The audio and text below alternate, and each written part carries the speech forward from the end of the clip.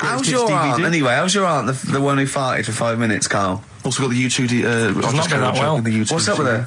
No. The best chill-out album ever. Is she alright? Yeah, she'll be alright.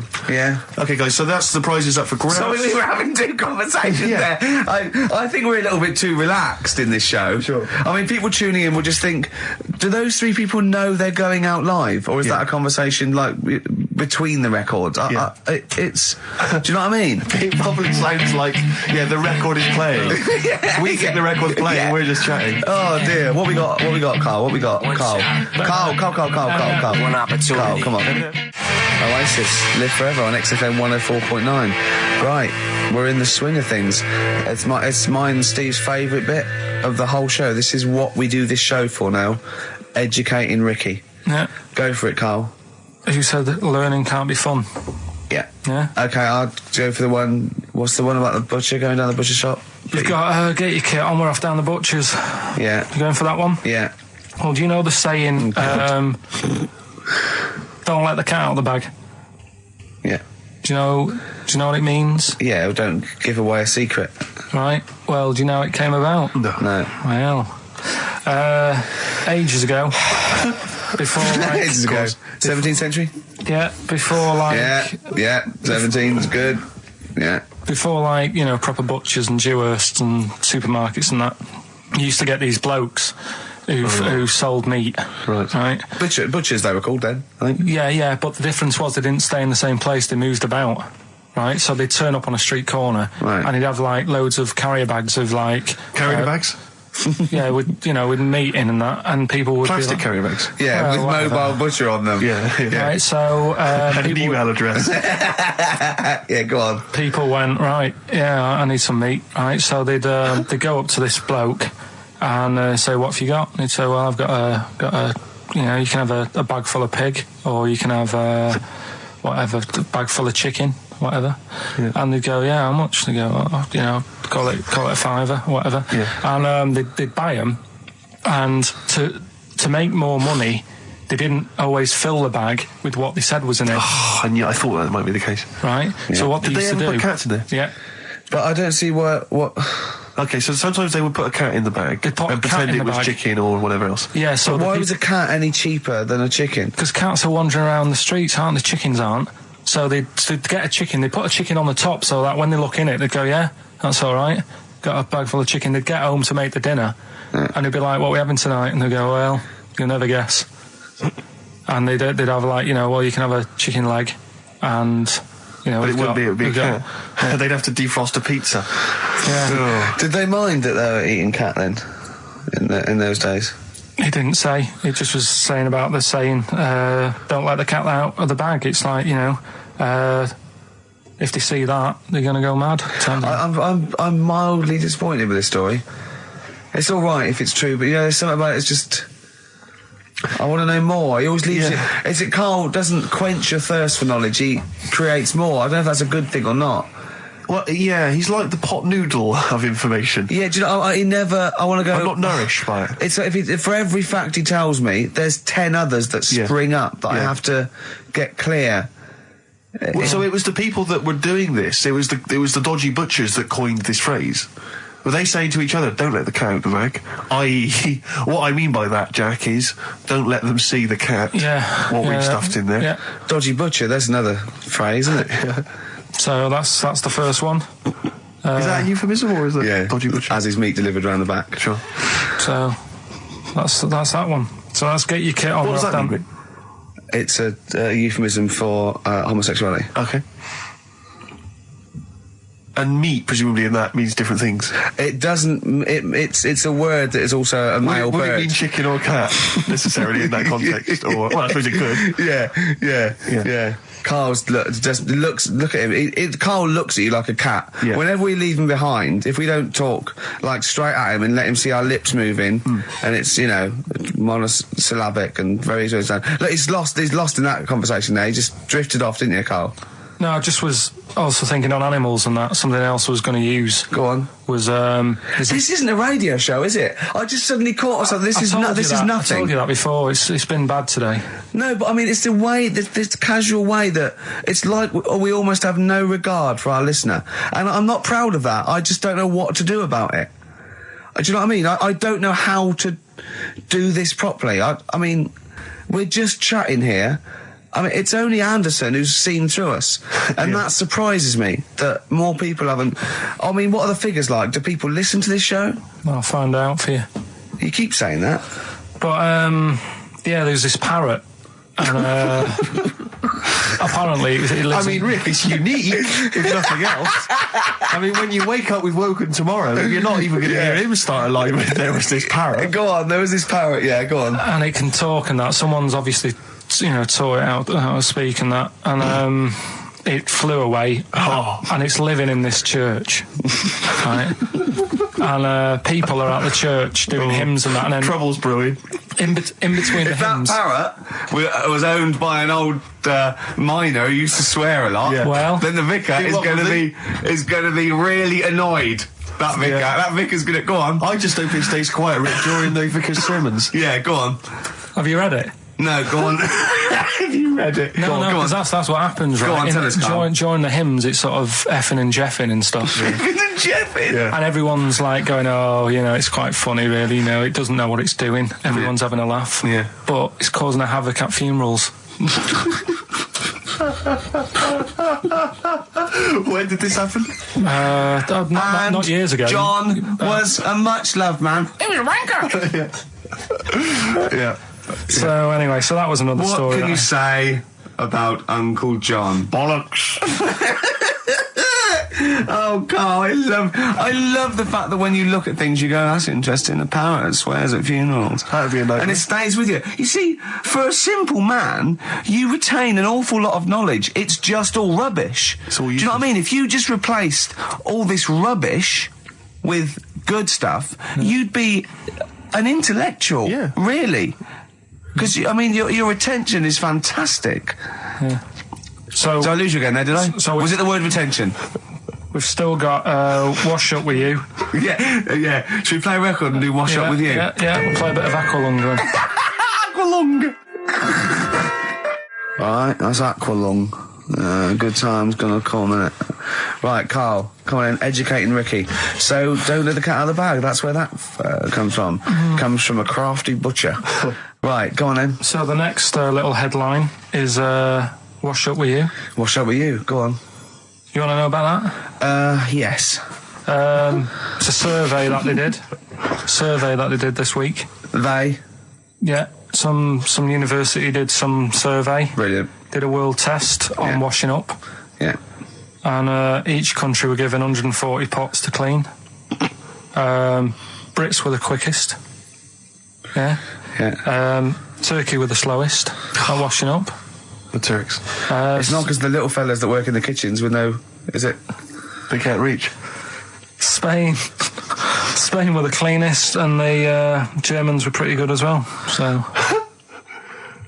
I don't know where to start with this. Honestly, Steve, I don't know where to start with that. Look at his face. It was really light, right? We've had the parrot, right? These are things that I found. Found the parrot.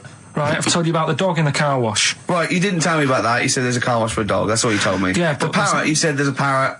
What? It's a problem at funerals. Yeah. That's nothing. That's nothing. Do you understand? And they used to eat cats. What else have we got?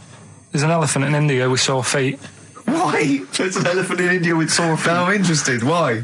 Tap dancing. Why? I didn't write that He's much trying about to it. break Roy Castle's record. He's still going.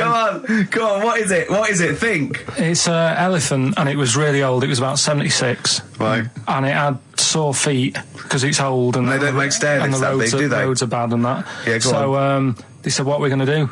And the town was like, we're used to seeing it around. It's part of the thing, we don't want it to have sore feet. Yeah. So they got some slippers made for it. And it had like a picture of the elephant looking happy wearing some slippers. I love him! I love Carl, his world Think of it, where did you see this picture? That was on the internet. Right. That's a lesson, though, for any elephants listening. You know, don't wear stilettos to work every day, because it can do your feet in. So that But don't elephants have really bad memories?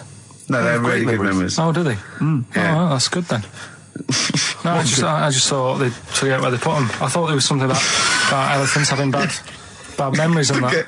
It goes on, where's my slippers? Yeah. I'm sure I left them by the test. So, sorry, there's an elephant walking around wearing slippers? Yeah, that's in What India. kind of slippers? Those sort of old man ones with the sort of checkers? Well, round design. ones, I imagine. Yeah. Big round ones. There was that going on. And is it happening? Is it happier? I mean, does it feel No, more it satisfying? looked it. Did it look... How can you tell? How can you tell the elephants, please?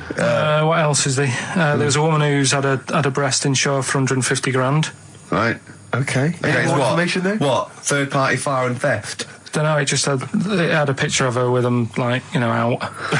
I just thought, yeah, he should get them covered. He's done another real joke! Brilliant, that's a proper joke. He's done, look at his little face, he smiles. I'd like to see you on one of the sort of TV panel games. If they could bring back sort of celebrity squares, Yeah. he'd be amazing as the centre square. Oh, that would be Wouldn't that be incredible. extraordinary? Or on that countdown in Dictionary Corner. I imagine him in Dictionary Well, Corner. I've come up with cat. If that helps at all. Yeah. Memblent. Yeah, what does that mean, Carl? Just anything you want it to mean. What I've got, there's a dog that's got a cough in Singapore because it smokes 20 a day. Right, okay, another one. No, it's the last one in it, so Yeah. we'll save it. The last one we've got is why don't they just Sorry, what was that? Wash up with you? That was it. But was that it? That was it. Survey of washing pots and I pans. didn't understand. You said Italy were the cleanest. No, Spain. No, Brits were the quickest. Yeah. We were the quickest, but Italy was the Spain was cleanest. the cleanest. Turkey were the slowest. Yeah. Spain were the cleanest. But why weren't we cleaner? Because we were washing up. Why were we not paying attention to the We bits did it of dirt rubbish. We bristle? did it quick. We did it quickly, but I don't understand why it was being rated on. Who was doing it? Was it Lynette Newman or Ainsley Harriott? She's quick. Both of them are quick. Yeah. Well, they've got like kind of loads of slaves that do it for them. Did we use fairy liquid? Don't know. It didn't have. Did we use a whole bunch of Boy Scouts? Didn't say that. Just Like said, Lynette. it just said, you know, that. Who had the Who softest volunteered hands? for that? Who had the softest hands? So it didn't say. I didn't. Why is it we don't get notified that this is taking place? I don't know. When I was a kid, no one ever said, you know, we need recruits because we're doing a survey on who can wash up the quickest. Are you disappointed in yourself with that one, Carl? It is pretty dull, to be fair, and that is why we've got to bring in either con merchant or a wine merchant. Or shut up at your face. Yeah. Would you be able to, if I put you on the spot in the next, sort of after the next record, would you be able to give an example of how con merchant would work? I mean, is there something you could do just to sort of experiment? Should we play there? record? Should we play record? Play a tune. I've got a What do you cough. reckon, I can do better than that. What? Ads. Go on. Travis on XFM 104.9 on Ricky Gervais with me, Steve Merchant and Karl Pilkington. We're doing Educating Ricky. Right, final one. Come on, Carl. Right, what was it? It was, why don't they just get a diary or some paper or something to write on? Yeah. Because Snappy. I couldn't think of a heading for it. It's basically on. people who have tattoos. I've never understood it. Right, that they have something put on their arm. Right, sorry. Have we started the educate? Is this part of it? Are you educating me? This is something that will be useful in my life that I didn't know about. Yeah. Go on then. No, it's just that they've got a machine out, right, that does tattoos. Tattoos. You come up with a design you want, and you sort of this machine scans it, and you put your arm in this thing, and you press print or whatever, and then it does the tattoo on your hand or on your What, like arm. loads of little needles that follow a pattern? Yeah, The computer, is it? basically, yeah. Is it a real tattoo? It's a proper. It's a proper one. The fella said, Well, as long as it goes out, it pierces the skin with a. I just wondered if it's one of those kind of, you know, those kind of. No, it must be lots of little needles or a moving needle that can go Sorry, along but it. how is this cleaned? Like in between each person? don't know, probably, I don't know. Well, no, it's only that if it's one needle, it's just the head, isn't it? If it's one needle that moves and does it like loads of little. What are we gaining from a machine doing it? Just because, you know, they're going to sort of mess it up. But hold on, how do you keep your arm still? Because your skin moves slightly. So the machine it's won't. sort of strapped to your arm. Right, And so the it fella, spreads- the so- fella said that the tricky thing was in all this it was the fact that, you know, nobody would let him test it out on anyone else, so he had to do it himself.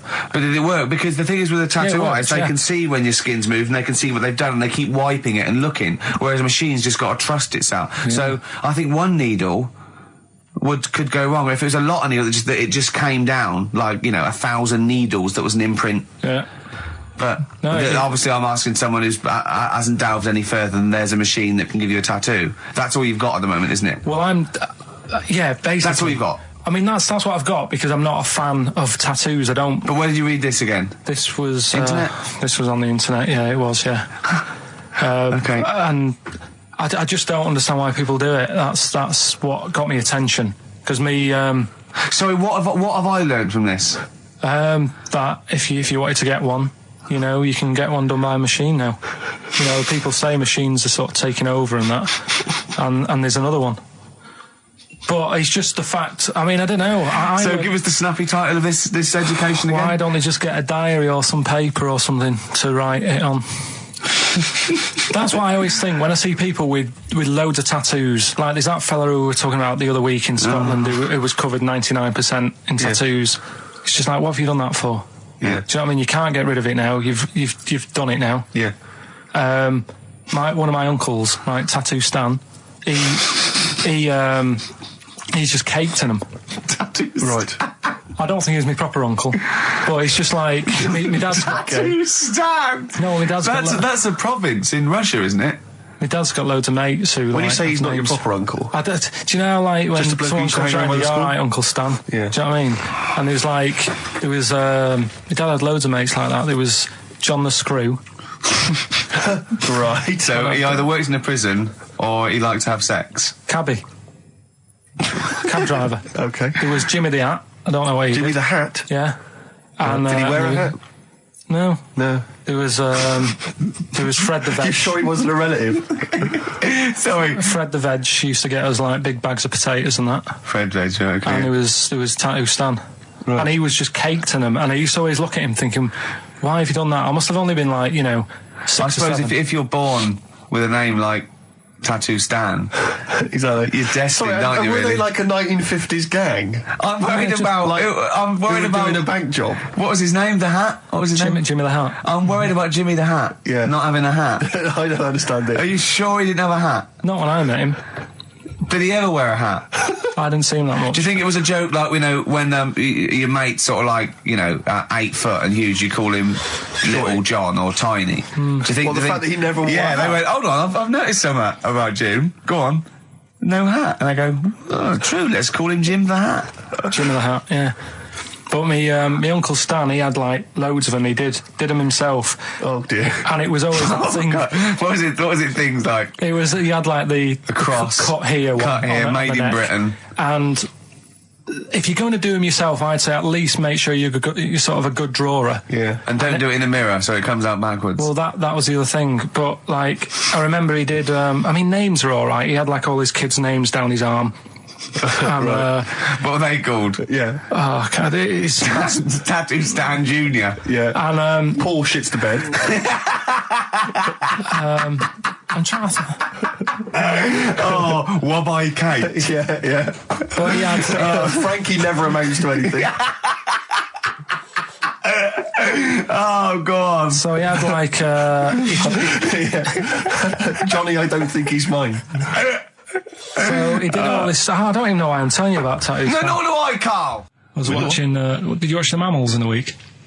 No, David Attenborough. No. I was thinking actually, right, all this MTV stuff. If there's one reason why I'd like to do it, is I was watching Attenborough, the Mammals programme. I reckon I could do something like that. Right. And just have like me instead of Attenborough, like a young sort of fresh person. Yeah. Watching like. Certain animals and saying, do we need these? Do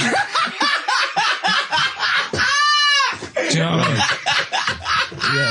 Yeah. Oh, God! What's going to Death on Earth? Well, that's amazing! Yeah. Do we need these? And the audience at home would vote, would there be some kind of telephone like a vote out system. Oh, the thing is like, it's something interesting that Attenborough was saying the other night on, do we need these? On Jonathan Ross's show, on his telly show, right? He was saying, he said you could take all the humans off the Earth and it would carry on.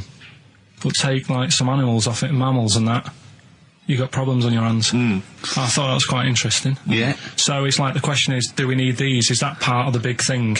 Right. Like jellyfish. Yeah. We've talked about jellyfish. Yeah. Yeah. So which mammals in particular were You you talked about watching our that Zoe you Ball thought- show, haven't you? Hey? Which mammals were you thinking we don't need when you watched the show the other night? Any in particular that you thought they don't need them? They're not of interest. Well, I like whales, but I don't know what they do. And they're taking up quite a lot of room. Sure. But stuff like... Yeah. But like jellyfish, I looked into because Yeah, you know, well, I was I know you talking don't about know, them, and they were saying they've got no eyes, no heart. There's something like 97% water. Yeah. They're blind, and they do about 33 miles a day. Right. So it's like, do we need them? Could we clear them out? Yeah. Well, the big net. That would be the programme. What? Right, we'll get rid of them. Next week we'll be looking at Rhinos. I think it's genius. Honestly, I think it's genius. And like going along, sort of like picking up sea anemones and going and just lobbing them into the sea. Well, what do you think about MTV doing that? And then I just, in between the bits, Play music videos? I play music That related relates to to it. fish, so I could play like Fish, Yeah. that rock guy, or the animals, Rock lobster. yeah, or what else could This I get could in run there? and run. What other songs have got animals in them? The Well, monkeys, could play the monkeys. Yeah, there's about 1 million, so let's not start this. No, but do you know what I mean? So do we need this? So MTV flies you around the world And to you- the most incredible exotic locations. You sort of climb up a tree or whatever next to, I don't know what lives up a tree, some kind of rare parrot. You say, look at Sloth. that, it's colourful, Sloth. it's interesting. Oh, you like sloths, don't you? No, they just live up trees, but I'd say, do we need them? Why? Well, what do they do? What do you mean? What do they do? What do you want from an animal? Carpentry. What do you want? I don't like scorpions, right? Right. But then I found out they look after those monkey things. They're not monkeys, they're Whatever. lizards. Well, all right, yeah, then lizards. They look after the lizards. So there's a reason. But do you need the lizard? Could be your Well, next yeah, question. because the local people made shoes out of them. But not when the scorpion protected them, they didn't. All right, we don't need them then. So, and so ultimately, would anyone decide? I mean, do the animals kind of get a chance to mount a case for their survival? I mean, is there maybe someone that comes into their corner and sort of defends them? I'd have like a David Attenborough type character who says, Right. well, they do this, and I'll go, yeah, but do we need that doing? Yeah. Yeah. Okay. So what does an animal need to do in order for you to feel that it sort of gets a chance of life? I mean, like a pet, like an animal, like a dog maybe, or a cat, I mean, they give a certain affection to its owner. Is that a valid reason to survive? Not particularly for you. Not really. No, okay. I mean, saying that, though, blind people use dogs, so they are useful. So dogs are useful. Saint Farmers burners, use they often dogs. save people, don't they, in Yeah. snowy weather? Cats. I'd have to think about it. Okay. Keep the mice down. Yeah, but you got rent a kill. Okay. So what I'm saying is something that will affect the world. Right. I think you'll find everything does. Except Carl. I'm not sure what effect he's having on the world. I'll tell you what, though, Steve. Right? Did you watch the mammals? I didn't see the mammals. They had bison on it. Right. The weirdest looking things you've ever seen. Yeah. They've really Again, you're on dangerous ground here, Carl. but they've really got it's like, decide what you want to look like. It's just a mismatch of stuff. It's got a really big airy head. Yeah. And like you. Sort of bald at the back. Right. Sort of It sounds like thinner. someone you went to school with. Was there two of them? Oh, brilliant. From the album Original Pirate Material, it's obviously The Streets, and an album track from that, It's Too Late. Fantastic, isn't it? Yeah. I know everyone's raving about it being, one of the albums of the year, but it is, I think. It's great. That's brilliant. I love the backing as well. It's just so good. The lyrics, the things that go. They're my favourite band of the year. Next week, then, we'll do all our favourite songs of the year, shall we? No, I think it's got to be 2 weeks' time, hasn't Oh, it? 2 weeks, is it? Yeah, We'll do I'm the away Christmas. next week as well. What do you mean you're away next week? What are you doing? Zoe Ball show? I'm going up north again. Why? So Claire's going to be here with you. Okay. Yeah, at least What are you doing up north? She does her job. Just Suzanne's dad's birthday. So I bet he's a party animal. I've read that they really kick off, don't they? Is it? Yeah. When, so you gonna be raving? can't concentrate now. Oh, well, he's all stressed because the lady from MTV's here. She's going to film his little face. So the what- the things he said in the week, he was so worried. He's got worried about the spot on his head. That won't come out. Just that, so you got your best side. It's on that side. That's all right. Oh, yeah, the camera's out. Look, he's getting nervous now. Okay, Carl, ignore the camera okay? Just ignore the camera, okay? Now, me and Steve have done our research for you, and we've got 2 amazing things to tell you. What should I tell them first, about the baby or the... Well, they're both equally fascinating, so you choose. I'll tell you the crab thing first, right? Steve actually saw this thing in The Guardian in the week about our research thing, and then we looked it up, we looked into it on Friday, and it is incredible. Right, listen to this. There's a thing in a bay in New England, right, where it's like the biggest, they make silicon chips and stuff for computers, right? And because of the data protection thing, after they've done them, because they have to destroy the plates, right, well, the information's sort of put onto them, but there's still flakes of silicon. They sort of grind it down straight away, and some of the flakes got into the bay, okay, but some of the information is still on even the slight granules of silicon. Anyway, gets in the water, and silicon is rather like a carbon derivative. They reckon if there had been life on another planet that wasn't carbon-based, it'd be silicon-based, because that's simple sugars and proteins, it's just COH and that, and it can work with silicon, right? Anyway, the crabs have been taken up, they're still in the water, and they looked out on the beach, and over years the crabs have started sort of putting themselves in formations, like geometric format, and they couldn't work out why they were doing this. And when they put them in the experiment, they sort of like chopped them up, and they found they'd taken on silicon, and it had sort of got into their brain, and they were downloading information. They picked up little things, because it's just chemical, like electrical impulses that got information off the silicon chip, and they were interfacing it. But this is the amazing thing. One bloke sort of thought of this, and he thought, well, if it's a simple computer, the brain, if it's just a simple sort of electrical thing, then maybe there's sort of, we could get it down. So what they did is they made a thing called a biointerface, and they put it into the crab's brain, just a really simple brain, so it's measured on Mangala, right? And it got impulses from it, and they were getting like computer, just flashes of like symbols and geometric things right on this screen to read the crab's brain, and it was stuff like fragments of a. What made them do this in the first place? Because they saw the crabs behaving differently. They were behaving differently to each other. They were just like intelligent, and they were sort of solving problems and all this sort of stuff. Anyway, when they downloaded the thing, it was like they found one of the secretary's names where it had been on the silicon chip, where it was just like a flash of a computer screen. But the most amazing thing is, they downloaded a memory, right? It was like a snapshot where it had been burnt onto the retina of the crab, just a snapshot of something, and it was like a picture of the beach, like a couple of years ago, right? And they also did, incredible, it was like just a digital black and white sort of thing, so they could see what the crab had seen. Amazing. Jeez. Amazing. So intelligent crabs. What are they doing with them now? Super brain. Well, they think this is the upshot. They think they could use it as spy crabs, because they could get these crabs. Also, the other thing is, as generations went on, right? So they put a crab in to see it, something, right? Lots of crabs in, and then as generations went on, a newborn crab, they downloaded the memory, and it had the memories of its great all together. It had every memory that any crab had been related to it beforehand, because it passed it on. It just passed it on. So not even ones that had been eating the silicon stuff. Yeah, no. These are just like ones that have had kids. Yeah, and they've got like, and they know so you'd know everything. Your everything right the way back. So would that work if we ate silicon? Well, I suppose so. So what are they going to?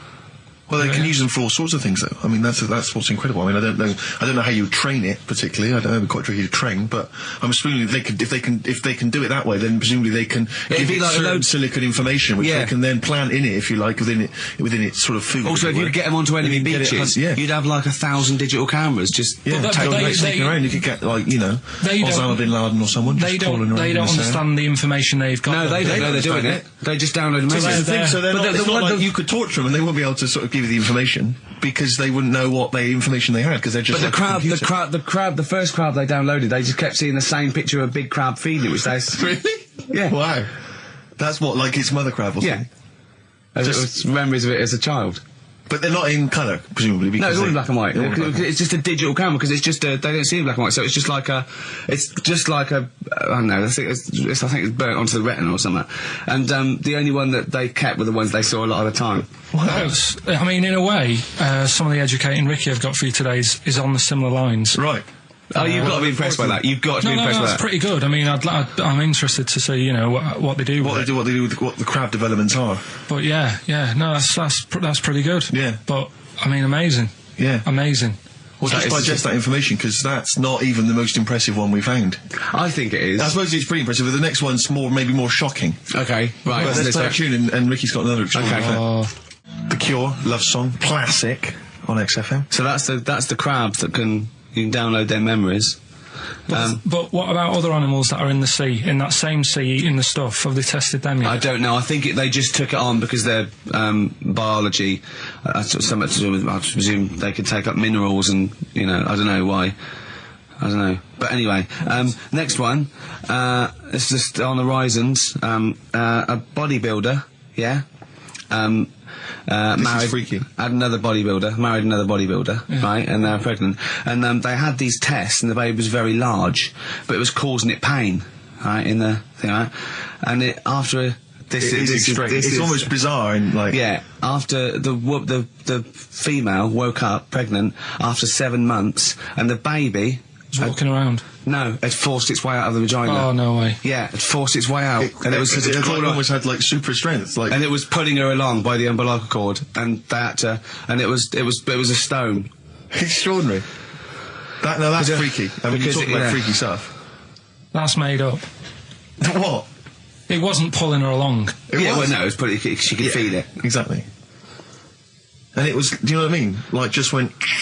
and just sort of squeezed its way out. Because it was ready. Because all the hormones. Because it thought it was ready. Oh, God. Imagine that. Just waking up and finding that in the bottom of the bed. Freak out, wouldn't it? Because you'd think it was a nightmare initially. And it had hair and everything, didn't it? Yeah, because all the hormones, there there was something in the week about, you've got test tube babies and that now, haven't you? But they've managed to do it. I only caught half I the knew story. he'd be more impressed by the crabs than that. He doesn't care if it's human. No, I am. I'm telling you though, that there was something... I only caught half the story because I was busy, but there's something about babies being able to be born without having any people involved. Or something. It's like putting them in an oven or something, and it's like a cake. And after a certain amount of time, it's ready. I think you can buy those in Argos for kids at Christmas. It's my first baby kit. Yeah. There's Play-Doh, I think, that they can buy. Yeah. So what do you think of that then? The baby one. Yeah. I prefer the crab one. Yeah. But the baby thing's pretty horrible. Yeah. So it was bigger than the average. Both made up. We made those up. Yeah, they're both rubbish. They are both rubbish. Despite the fact they're both rubbish. Yeah. They're interesting. We made those up. Both those stupid stories up. Yeah. Imagine downloading a crab's memories and seeing its mum feeding it as a child. Both are rubbish. I had trouble. Yeah. I know I was going to have trouble with pushed its way out of the vagina. Yeah. I practiced that about 30 times yesterday with Stephen. I was going, I'm not going to be able to do it, mate. Yeah. I'm not going to be able to say that. Yeah. Are you disappointed? A little bit. I mean, the baby one's a bit sort of out there. Yeah. I wasn't really having that one. No. But the crab one, See, now, what's interesting, I think, is a useful experiment, Carl. I don't know what it's taught you about yourself, but would you say that that's revealed to you a certain thing? I don't know, maybe that you're a bit gullible. I mean, what I'm saying is maybe you shouldn't accept or swallow your hook, line and sinker everything you read on the web. You got to think maybe a valuable lesson I feel bad because I said to Steve, he won't be annoyed that we conned him, he'd be annoyed that they're actually not true. You'd love that crab thing to be true, wouldn't you? it wouldn't surprise me if it did happen one day. Sure. Yeah. So, and then he'd laugh. And it's in the break when I said about the crabs, well, I'm keeping them then. Yeah. Yeah. So go on then, do a film review, quickly. Right, well today on film review we're doing classic films, and today we're looking at Elephant Man, John Merrick, one of his better pieces of work. It's a sad film. I've never really been able to watch it all the way through. Sorry, John Merrick's better piece of work was him being the Elephant Man, played by John Hurt. Yeah. Go on then. Sad film. When I was younger. Tell us a bit about it. What is it about? It's about a fella. It's about a fella who's got a funny head. Right, tell us this. And, you know, he lives in, I think he lives in London, in like about the 1930s or something like that. And he's being picked on all the time and stuff. And first time you watch it, you'll probably cry a bit. And then the second time you watch it, you're just sort of thinking, God, that would be bad. Sort of having a head like that being picked on all the time. Then the third time you watch it, you might think, you know, oh, how does he get his jumper on? Then, I don't know, I'm probably bored of it the fourth time. but it's well worth watching, so Elephant Man. Brilliant. Yeah, see it. Brilliant. I think if you want to get on TV, Carl, you'd be better as the subject of maybe like an omnibus documentary.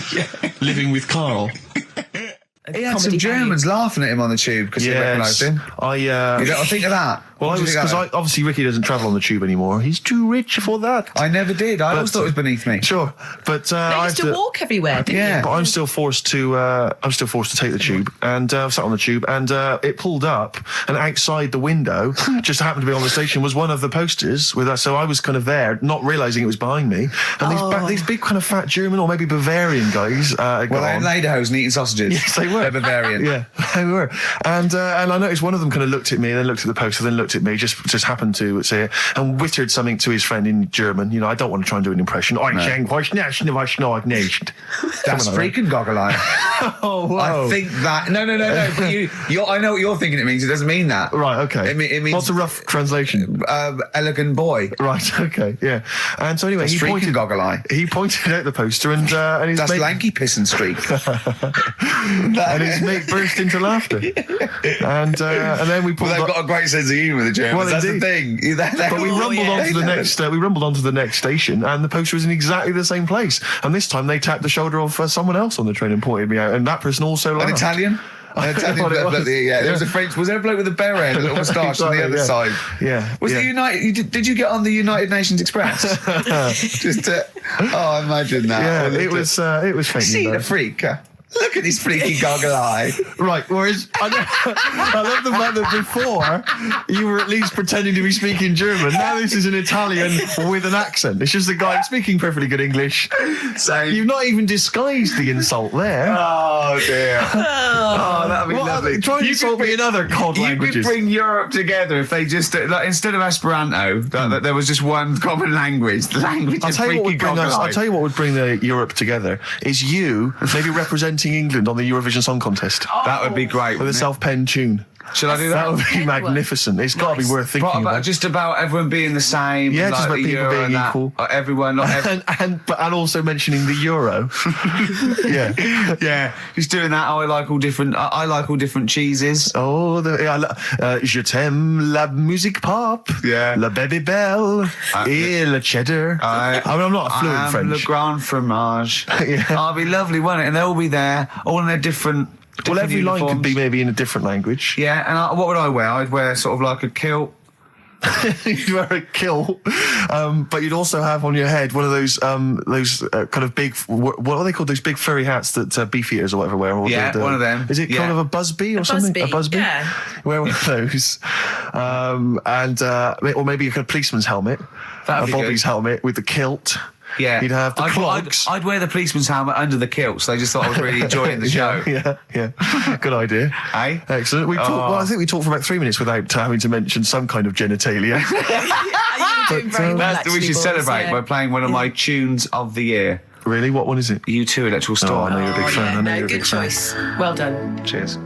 I've said in the past to you, Rick, that my grandparents, so I love them dearly, but it's like for the last 30 years they've been waiting to die. I know. It's like they just sort of, it's like, the novelty wore off of life. Life in the 50s. Yeah, they got kind of bored of it. Life, in the 40s, it was brilliant. All sat around the old Joanna as the bombs fell, singing. They loved that. The 50s, that was great as well, because that was the post-war years. It was, it was a bit tight in the pocket, but it was all right. Everyone pulled together. And then the 60s came along, all the crazy music, the funny hair. Let's stay in bed. Exactly. They basically stayed in bed.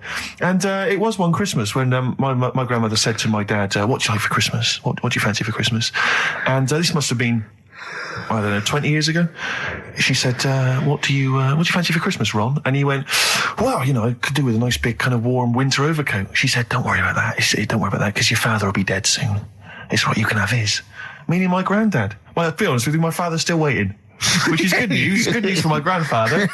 Less good news for my dad. He's freezing. He's freezing. He finds out, how is he today? He's fine. Oh, okay. Oh, I'm freezing. It is such a weird mindset, that. I think that, to me, is what sums up people from that older generation, the 40s and 50s. And it seems to me that you've got that kind of mindset. It's like you were born in the 30s. And whenever you talk of your childhood, it's like you had like a baked potato to take to school. And a hoop and a stick is a Christmas gift. The other thing is, I think that that sort of generation, it seems that the man is dependent on the woman. There's a total dependence. Oh, absolutely, If she dies, he's done. Yes. He's done for. He'd just pine away. If he dies, she's got 30 years of pottering. Absolutely, yeah. Do you know what I mean? Yeah, and going to, like, you know, the youth club and the church. I know what you mean, yeah. It's sort of like that. It's sad. Of course, it's sad for them, but it's sort of not the end of their life. No, sure. And it sort of is the other way around. I don't know why that is. Yeah. It's terrible. That's a little melancholy thought for I know, Christmas I've really brought it. You brought it down. You've brought it down. I've brought it. This isn't a nice show at all. This is terrible. Well, we're going to have really people just killing themselves. What? Well, I didn't really want to make it a Christmassy type show because I don't really like it. Oh, he's done it again. What, you did Christmas once, didn't like it? No, my dad always said... Oh, right, steady on. Dad said Christmas morning was for, like, you know, for me. So he used to stay in bed. So he never... That's brilliant. That's a great thing to say, isn't it? Yeah. Christmas morning's for you. Run wild. Do what you want. Just don't bother me. I'm going to Honolulu for 2 weeks. That's great. Dad, it's Christmas. Do I have to do anything? No. So my mum used to get up because she used to like to see my face light up, you know, when I open my presents. And then... to give fireworks. And then I'd have to go to my bedroom from about 6 o'clock onwards because, like, my mum and dad were into having big Christmas parties and I wasn't, like, old enough to go. Right. So they'd say, right, you know, you've had your fun there, you go up to your bedroom, stay in there. Really? Yeah, I remember one year, right, I got a train set, that's what I wanted. Yeah. Right? It's brilliant. Playing with it all day. I thought, I don't mind about the party, I'm happy staying up here playing with this. Brother comes in, he's had a few, right? He's going, yeah, give us a go on your train. How old is he? He's a bit older than me, so he might have been like, let's see. Well, let him be 18. Yeah, probably about 18, 19, and how old something were you? like that. I had a train set, so I don't know, about 14. something like that. Yeah. Right, so I'm playing on that, loving it and stuff. And then he comes in and goes, oh, give us a go. He turns the transformer up to like 14. He went really fast for about 5 seconds, broke it, and then he went back downstairs. Wow. So Christmas, I hadn't even got to Sounds Christmas like Day. the Conservative government with British Rail. Satire, that is. Rick, I just thought that there's satire. If there's any satirical shows listening or magazines... It doesn't work in any way because there's the analogy falls down apart from there being a train. Think it through though. British Rail was trains. Yeah. And the government broke the trains in many... Well, they didn't break them, like, not officially breaking them, but they kind of... It does work. It's perfect. Oh, I'm very pleased with that. And I can't... And no one's asked him to be on Have I Got News For You. It's weird, isn't it? Because it's strange, that. When you've got a satirical mind that's as quick as that. Yeah. Right. And he's broke your little train set. So what did you do? I just like watched telly and had some sausages. I bet you were happy with that though, weren't you? Oh, it's a bit annoying though, isn't it, when your main present of the year has been broke. And did it ever get it fixed? No, that was it. Put away. I'm intrigued why your parents wouldn't let you come and join in the festive fun. Was it like really debauched down there? Was it like eggnog everywhere? Well, no, but I mean, that's fair enough. 6 seems a little bit early, but I just think, you know, if you're a kid, he had his fun, put him to bed at 8 maybe. And Do you think so on Christmas Day? I thought that was a day for family. Well, not if there's a party going on. Well, don't have the party on the Christmas Day. Well, that's another option. Yeah. Your parents are weird, aren't they? A strange breed. Well, I think that was the year, right? You're talking about buying presents and stuff. I think I did treat my mum to... I didn't buy my dad anything. I think that was like when I got a bit older, I used to get my dad something because he wasn't that bothered anyway. No. So, got my mum, there was a cheap shop, right? Of course. Thank God for that. Called Snips. Right? So I went in there and I thought, let's see what I can get her. And remember Victoria Plum? I don't think so. Well, it's like a fairy character. Right. And my mum's into gnomes and stuff, right? So I thought, right. She must be pleased with you, then. Victoria Plum. I was thinking, is that one of the neighbours? Is it like a brandy liqueur? Do you remember Victoria Plum? Victoria Plum. Victoria Plum, yeah. It's like a little fictional sort of character, right? Okay. So I saw it. I thought, yeah, she'll love that, right? So I did my paper round, saved up for 2 weeks, right? Aww. Got that sorted. Went to Snips, bought the Victoria Plum. Next day, I'm in town with her, right? So I think, I know what I'll do. I said, come in here a minute, right? So we go in and we're looking around and I tested her, right? I went, look at that there. That's all right, isn't it? And she goes, oh, it's bloody awful. Oh, Carl. Oh, Carl. Oh, God. So then Christmas Day comes. I said, don't bother opening it. She said, no, why? I said, Oh, "Don't." no. Why did you still give it to her? So, well, it's too late. I'd already bought it. Oh, Carl. So she opened it, and I was like, and she said, oh, that's nice. I said, why are you saying that? I said, the other day, she said, it's bloody awful. She said, oh, no, I thought you were pointing at something else. Oh, no. So that's why I don't get anyone anything anymore. Oh, God. Play record. Oh, God. Oh. Right, here's the last clues of the year. You had, there's a load of letters there asking for advice. Put them on Claire's desk. Go that on, was no idea. F. That was for foreigner. Foreigner. I don't know what you mean. Claire Rayner. She took advice. She gave people advice. So that's a foreigner. That is shit. Right. I'm sorry. That may be Christmas. That is absolute garbage. A lot of people got the right answer. I know. Yeah, well, well, that they annoys don't, me even well, more. Number The 2. second one, ask your mum. Foreigner. Yeah. Foreigner. Second one, ask your mum if you should. That was S. That was Shalimar. Shalimar. Right? No, bizarrely, what was the clue there? Ask your mum if you should. No, we got a lot of people saying Smashing Pumpkins as the answer to that. I don't know who's saying that today, Mum. Smashing Pumpkins. Merry Christmas, Mum. Smashing Thanks very Pumpkins. much. Nice bollocks. Oh, that's great. That's great. Right. Smashing Pumpkins. Your dad bought them for me for Christmas. Yeah. And the last one, Lovely plums. What, my Victorias? Oh, God. right, we've got to wrap it up. Come on, then. A couple of people were arguing in the supermarket at the fruit and veg counter. That was B. That was banana drama. They were like having an argument. What do you mean banana drama? What, no, wait. What group is banana drama? What group is banana drama? So, You're a fool. You're a twat. Well, you say that, but you accuse Carl of that. You're also accusing lots of the listeners, including the winner, Nicola Rogers of London, and she wins those great prizes, and she got them bang on. So Banana drama. so can we finish there now? Yeah. Yeah, What do you mean? absolutely. What do you mean? Can we finish there now? Just play the ads and go. What? No, what are you talking about? We're going to play Jerry Nichols Nichols and River. River all day. Play that then.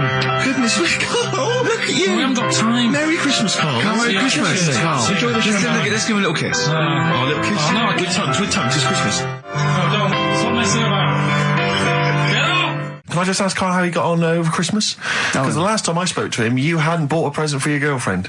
I have to say, I was on tenterhooks all Christmas. Well, you changed it. After that show, I felt bad, even though I shouldn't have done, because...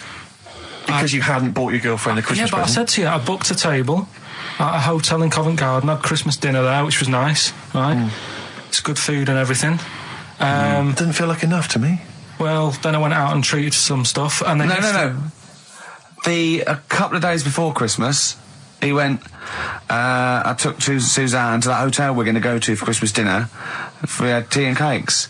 And I went, oh, you treated her? He went, no, she paid for it, but I was just showing her what it was going to be like. That was her extra treat. She paid for it. I love that. Brilliant.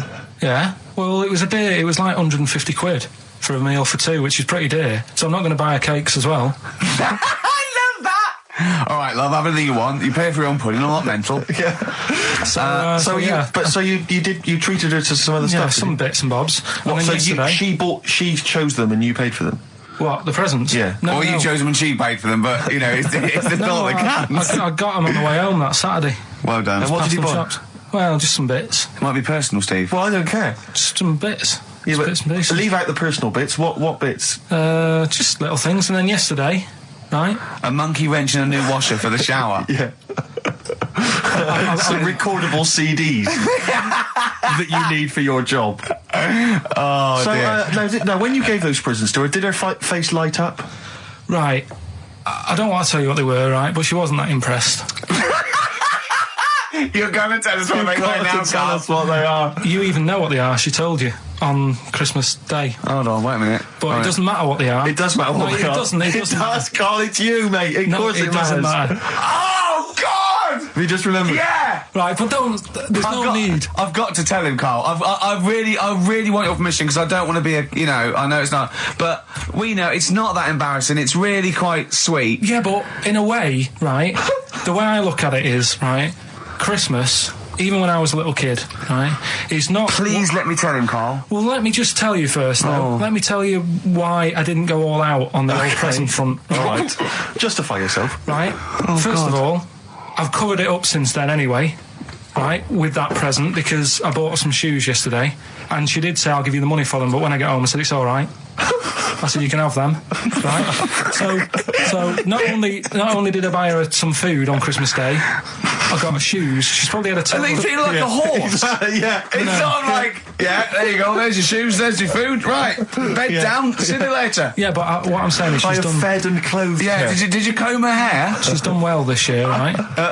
So the thing She's is, done well this year. It's like you're a single parent living on a council estate with a smack problem, and you still managed to buy them some Lego. when I was a kid, right, it wasn't about what you got. I remember one year when I was about 8. Right, Oh, it's going to make me cry, isn't it, this? no, it's not. I'm just Go on. saying the way it is, right? I woke up at about 4 in the morning. And I was like, oh, what have I got? And I couldn't sleep. I was that on edge. It's the excitement of Christmas, isn't it? It's like, oh, what's wrapped up? I need to know. Yeah. And it's the fact that people are saying, no, you won't know until tomorrow. Yes. That annoys you and winds you up. Okay. So I got up at 4 in the morning, opened my presents, and then went, right, I know now. Went back to bed, had a great sleep. Yes. Right? So it's nothing to do with the excitement of what you get. It's the excitement of not knowing what you've got. And then what happened when you got up to go down with the So presents? hang on. So what you're saying to me is that you could wrap up a brick because the thrill of Christmas is in hoping and being excited about what it is, not the actual gift itself.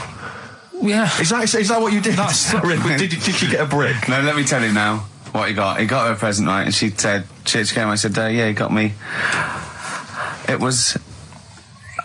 was an industrial-sized packet of condoms.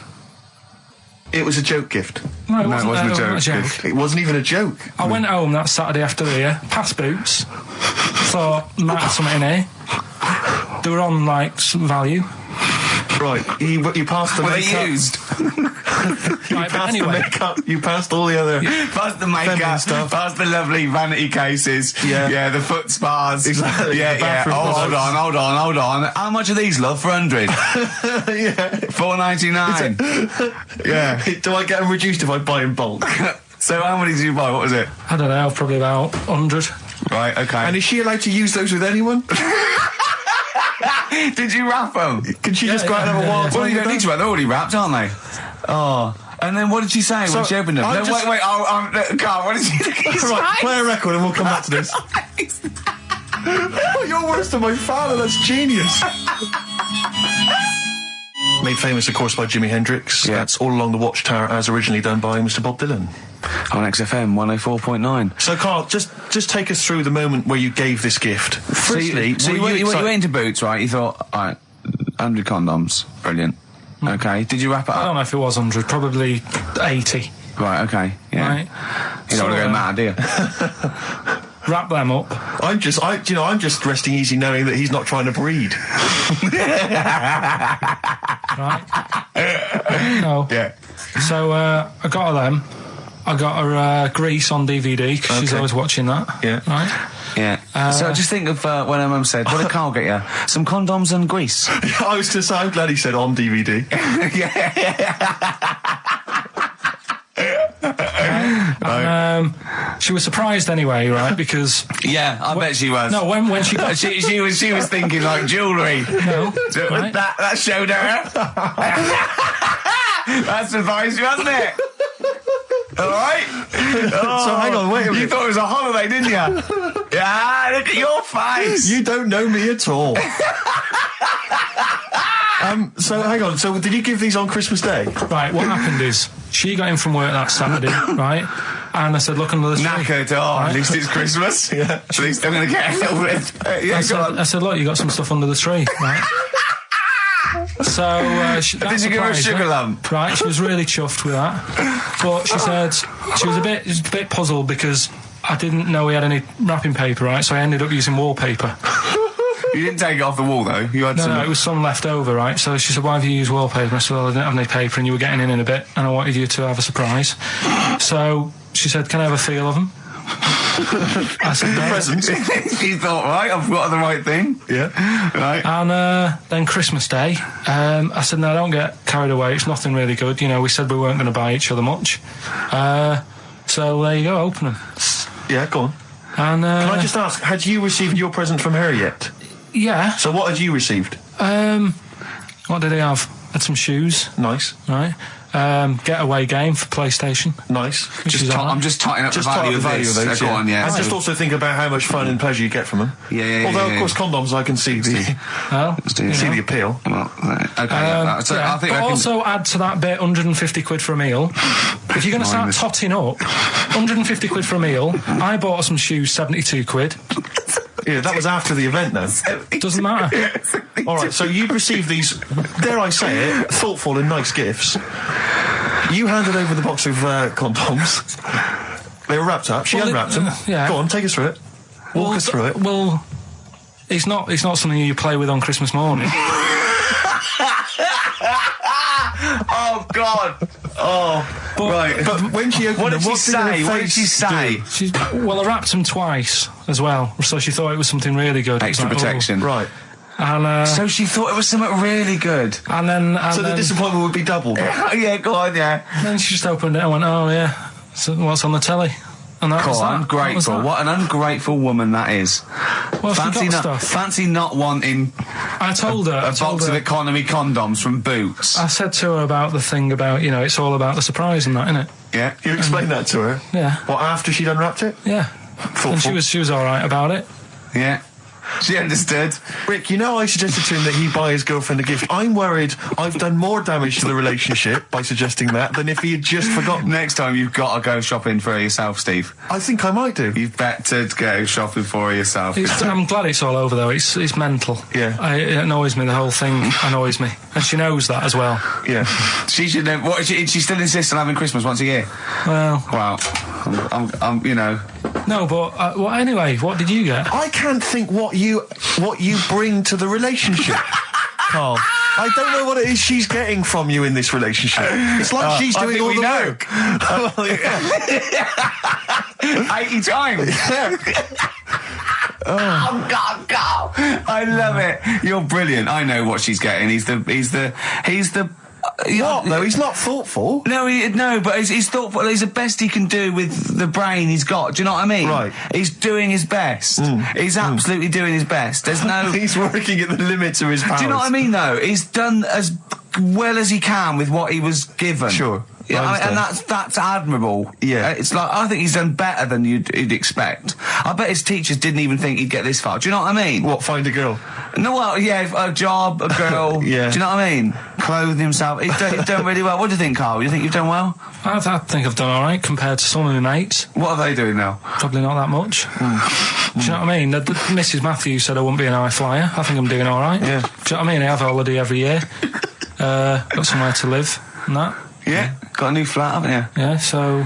So where are they then? The condoms? Are they? Did she show them to her family and friends? No, Take no. them into work. Look what I'm Carl got me. surprised she told Ricky, actually. I was a bit disappointed in that. Yeah. Because I didn't go shouting around. Well, she was what so I got. excited, Carl. Clearly, she was just so pleased and proud. All right.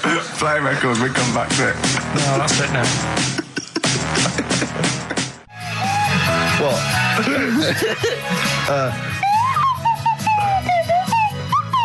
Someone's left one of those little things in here. It's brilliant, isn't It's it? amazing. What are they called? Those things? I imagine they're just there. I was thinking of being in the front row at a Morrissey concert and going, "Oh, can I just play along?" They are brilliant. I don't know what kind of sound that is. I don't know. It's only used for when Kenneth Williams Yeah, exactly. sees someone undressing. Yeah. That's the only time that is used, that noise. Exactly. That is But brilliant. it's like it was specially created for the Carry On films. Yeah, we need... I don't know what it is, but we need something when I walk in and see someone changing. Well, what about this? There is a light that never goes out by the Smiths.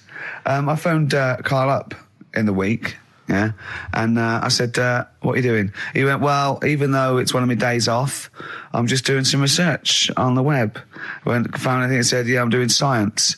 And then he said, you can get wigs for dogs in Tokyo. That's his scientific fact. And I went, what do you mean? Dogs, if they need a wig? I said, if they need a wig, what? Dogs going bald? And he went, like, this is fine to him. He went, it's a stressful city, Tokyo. The world's all right with Karl. He's always got an explanation. I've only ever seen him confused once. When in Edinburgh, he looked out of his window one day and he saw a bloke putting a parking ticket on some rubbish. Yeah. And that genuinely confused him. Yeah. He couldn't work out, could you? It's a bit weird, isn't it? And the woman breastfeeding her 8-year-old child, you didn't like, did you? I don't like that. But the what's the name? Animals with wigs. I kind of thought, after I put the phone down to you, I kind of thought about it, thought, yeah, it's a bit daft, that. Are you sure he's not the ageing pop group? No. The Animals? But when you think, have you ever seen like a bald pet? No. It's weird. What do you mean? Because my mum, we had a cat, we used to get through loads of cats because we lived on a... Oh, God, it started early today, innit? What do you mean you got It's through only a lot 10 of cats? past 1. What were you doing? Running a restaurant? We lived on... Oh, God, what do you mean? No, we lived on like a main road. Oh, yeah. Right? So Yeah. we used to get through a lot of them. My dad It was kept their saying, risk. you know, stop wasting money, you know, it's not Stop good. wasting money, not wasting cats. Right, so anyway, we had this cat that was ill all the time. And It's just bag of nerves, probably. Yeah, malingerer. Yeah, I'm terrified. I'm going to which house? Rome. Oh, God, bloody hell. Rome. Don't let me go to the Pilkingtons. and it, for some reason, it kept being sick all the time. Right? Yeah, that is nerves. That's definitely nerves. So my mum kind of thought, oh, I've had enough of this, and she shaved it. Whoa, whoa, whoa. Whoa. Now, I know you're not vets in your family, but what correlation did your mum think there was between you being sick and shaving it? Because it kept being sick, and it was a pain to wash, because it kept getting So caught she up. wanted a dry wipe cat. So Why didn't she just varnish it? What? it's weird. It's weird. though. So now he's cold and sick. No, but not all of it. She left sort of the back half, but sort of from its waist, sort of. I love that. Shave it because it's sick on itself. And That is it was the genius. weirdest looking thing. I mean, normally I like cats. I'm always like giving yours a stroke on the head and that. Yeah. But as soon as she did that, it was like, oh, Yeah. can't touch it. And then So now it's sick, cold, and hated. Yeah. Karl. It must have, I mean, the other cats must have been taking the mick out of it constantly. It's just making things worse. Did it get, I'm hoping that it got run over and was put out of its misery. no, I think it got all right, that one. Or is that the? Yeah, it did get run over. It did. Oh, God. Oh, dear. How many cats do you say you've got through? I'd say whilst I was living at home, I mean, it's still on the increase even though I'm not there. So whilst I was there, probably 5. God. Wow. Oh. Yeah. And were you upset each time, or you just got used to it? It's one of them things, isn't it? Like I've said before, when you first see something, it's a bit of a shock. Do you know what I mean? It's like the Elephant Man or whatever. Yeah. First time you see him, it's that sort of, oh, look at that. Do you remember the first time you saw Steve? No, I'm not being funny. Do you remember the first? Yeah, but I've said this before. It's always, then you get used to how people look and you don't...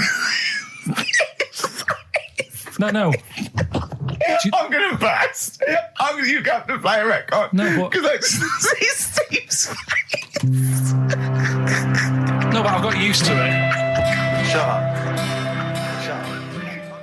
It's a long time since we've had any white van Karl. For those that don't remember this particular hot feature, we basically ask Karl some of the questions that are asked of a white van driver in the Sun. They always have this on Saturday afternoons. Anyway, here's the first one. They're not fascinating, Karl, but I'm just interested on your take, really. Yeah. What do you make of Cilla Black quitting Blind Date after her husband sent a message from beyond the grave? Are you familiar with this story? I didn't know that. What's that? She went to see a medium, and supposedly her husband passed on information through the medium, which was incredibly vague, but persuaded her to quit live on air. Well, it's about time, isn't it? If even dead people are saying... enough's enough. But I'll tell you what, though, talking about ghosts and that, do you know how I'm into them? Yeah. Right? How weird do you think this is, right? Well, it's not true. Before you say it, play a record. No, go on. Go on. Right, it's this woman. I don't even know if it's ghost, really. It's just a bit weird. Sure. Yeah, sure. There's this woman, Yeah. and she's Well, she's not a woman, she's a kid. Sure. Okay. Sure. She's walking down like a street in her area. It's a nice day and everything. Everything's normal. She's walking down and a woman comes up cycling past, right? The woman on the bike looks at the kid absolutely terrified, right? Got a really scary face on her. Yeah. The kid's thinking, why is she doing that? Yeah. Right? So anyway, she thinks nothing of it, goes, I think she was playing in the park or whatever, goes and has a nice day. About 15 years later... Oh, right, yeah. She's, I don't know, I think she was going to work, right, on a bike. She was riding her own bike. Riding her own bike, cycling down the road. Oh, yeah. Looks at the kid. That's the thing that happened, like, 15, 20 years ago. Right. It's her on the bike looking at her as a kid. Right. Not another child. No.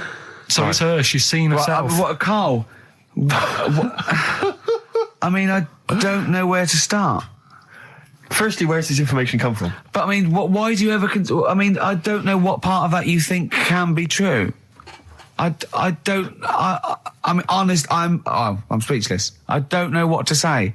What are you talking about? Bit weird, though, isn't it? But it's not true. It didn't happen. Nothing happened like that. She said it did. Well, then she's wrong. She said she saw herself. She saw herself as a kid, didn't she? Did she carry on riding and as an club? adult when she was a kid. Did she stop and talk to herself? Or did she ride on by and think, that's a bit weird, there's me as an 8-year-old. I won't stop, I'll be late for work. Yeah, if I'm late again, the boss said he'd be in trouble. Yeah. Oh. Well, And where is this information? Did it happen to someone you know? No. You overheard it on the bus? No, it was in the 14 Times. Ah, right. Well, okay. that's the answer. Good. We've Okay. got to the bottom of that. Right, good. What should we do next? It's too much. Do we need them out of the way? Do we need them out of the way? Yeah, just Let's explain it again. if you're new, I'm sort of on a bit of a mission to find out. We've got a lot of animals and insects in the world and stuff. Yeah. Do we need them all? It still amuses me. So we've found out we've got to keep jellyfish. We've done octopus. She said we've got to keep them. This week, snails. Do we need them?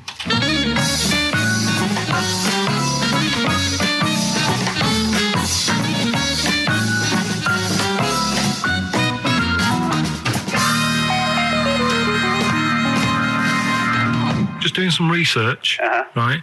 I'm sort of working my way through different creatures and insects and stuff that's on the planet. Yeah. Right? And finding out if we need them or not, right? Yeah. Do you know much about snails? Well, sea snails. Well, yeah. Snails in general. Don't know much about snails, land snails. I know a bit about sea snails, like whelks, top shells, that sort of thing. Would you say they're important? What sort of sense do you mean by important? Say if we had to sort of get rid of some animals and insects and that because we're running out of room. Right. Do you know what I mean? Because I'll tell you what I know about some snails. I don't know if this applies to sea snails as well. I mean, I called you today because a lot of other places are shut. Yeah. Right? So I know they like to eat stamps, apparently. The glue on stamps. They love it, right? Right. Apparently a lot of letters and stuff aren't getting to where they're meant to be getting because snails are crawling into letterboxes and eating the stamps. That obviously doesn't apply to the sea ones, but that's a problem they're causing. All right. Were you aware of that? No, I didn't know that. Bet you're glad you answered the phone today. Right? They love beer. Beer, yeah, who doesn't? And also, I don't know if this is right, but I heard that they sleep for 13 years, or can do. Right, I wouldn't know if they can sleep for 13 years or not, but... I mean, sea snails are pretty important. Yeah, they do quite a good job in the sea. They graze on algae and they provide food for other animals. I mean, you can say that about any fish. Any animal. Why do they exist? Would you be upset if someone said we're getting rid of them? Oh yeah. You would be. They're an animal, I wouldn't. Forget being like favouritism and all that I get for them, right? There'll be other things knocking around you can sort of spend your time looking after. You'll still have a job. Don't be worrying about that. Because I'm not going to get rid of all the fish. Jellyfish need looking after, so you're safe. Yeah. But do we need them? Come on, there's loads of people saying, come on, we've got to move on through the animals, and you're holding them up saying, well, I want to keep them. Well, who's saying we need to... That just sounds a bit crazy to me. Just imagine. Do you know what I mean? And they would come to you because you work in an aquarium, so they'd be asking for your advice. Right. and you're slowing it down. Well, they asked for my advice and I'm giving it to them, so, that's what I think anyway. Yeah, but snails, I mean, like I say, they drink beer and that, What do they do apart from some food for a whelk? They were around, their descendants around a lot longer than we have been. Yeah, they've been around a long time, but what have they done? Well, they've survived that long, so they must be doing something pretty good. Well, apparently they sleep for 13 years, so really, even though they've been around for ages... I think that sounds a bit... I don't think they sleep for 13 years. Not all of them, just the tired ones. So, snails, do we need them? Well, yeah, I just think they've got to, just as, it's not for us to say, do we need them or not, we can't just... So you think we should keep them? Yeah, definitely.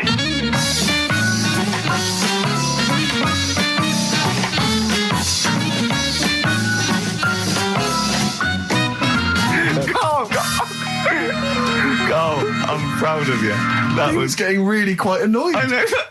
What did he think he was doing? What? I don't know what you tell these people. I mean, you don't get their permission to play this out, do you? You just don't tell them. The thing is, right, I sort of told him what it was about, but we won't say who he is or where he works, because it doesn't matter. I just needed to speak to someone who knows. I know the fact that you were trying to get an answer out of him by suggesting that he would be safe, because he could look after jellyfish if he gave the okay to destroy snails. He was getting livid, you can tell. Oh, God. Brilliant. So they've been around a long time, but what have they done? That was great, Carl. Play a record. Well done. Bit of Amy Man. Oh, I'm obsessed with this song, Red Vines. It's brilliant. XFM 104.9, Ricky Gervais, Steve Merchant, Karl Pilkington. Tell us about this monkey, Carl. You're going to love this one, Steve, right? So last week we were talking about how, a lad left his family because there was problems at home and that. He went and lived in the wood. He got airy. Right? No. Leave it there, Rick. We haven't got time to go into it. Right, so... That's what happened. And that's what happened. He lived with the monkeys. He went airy. That's what happened. Looked into some other stuff about, airy kids and all that. Yeah. Came across this story about a bloke, right, who worked in a zoo. Oh, dear. Right? So... Trouble's brewing. Loving his job and that, but it's quite a lonely sort of job because you don't see many people. You're just dealing with animals all the time, right? So, anyway, he gets a bit pally with a monkey because it's the closest thing to a human. Well, that ape is. Right. Yeah, but you can't really go that close to apes. It's dangerous. What do you mean? What type was it? Do you Just mean let him tell the story. Was it a chimpanzee? I reckon it was a chimp, yeah. Yeah, it was you a don't chimp. even know, so it was that's a an chimp. ape. It was a chimp. Yeah, but it doesn't matter, does it? So he It's gets the story. pally with him? Right, so he gets pally with him. Have they gone on holiday together? Well, no, I mean, it starts On the off... pool together. It starts off just checking each other out and, probably sharing lunch and that together. Yeah. Right?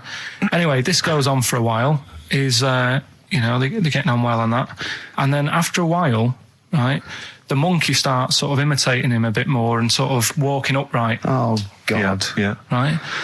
So he thinks, that's a bit weird. Anyway, they get on really better and what have you. So he thinks he could live at home with me, because we're getting on the storm. Yeah. Right? So he takes him home, and before is you this know the it... beginning of Beneath the Planet of the Apes? I think it is. I think you've seen this on video. I'm worried, because he's already imitating him and they're moving in together. I'm thinking it's maybe a bit like Single White Female. Single White Zookeeper. Oh, brilliant. Right, so anyway...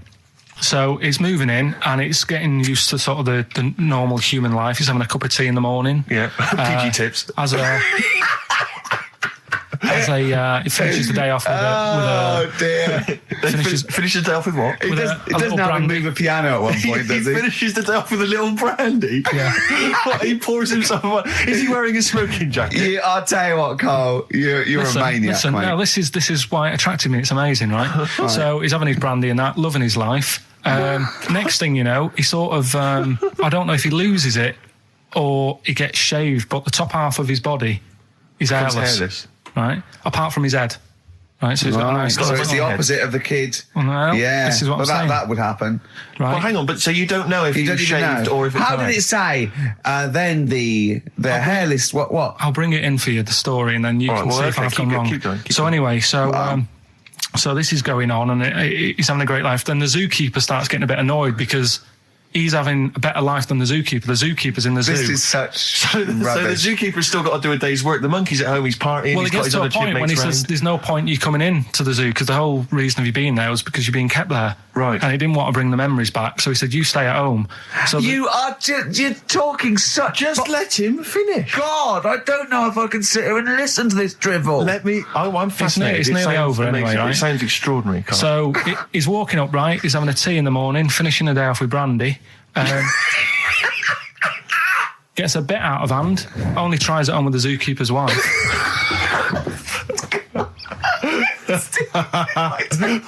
Make him go away, Steve. How does he do that? Well, because he's around humans a lot, he becomes a bit of a charmer. And, But what is it that he could do to seduce her? Pick fleas out of her?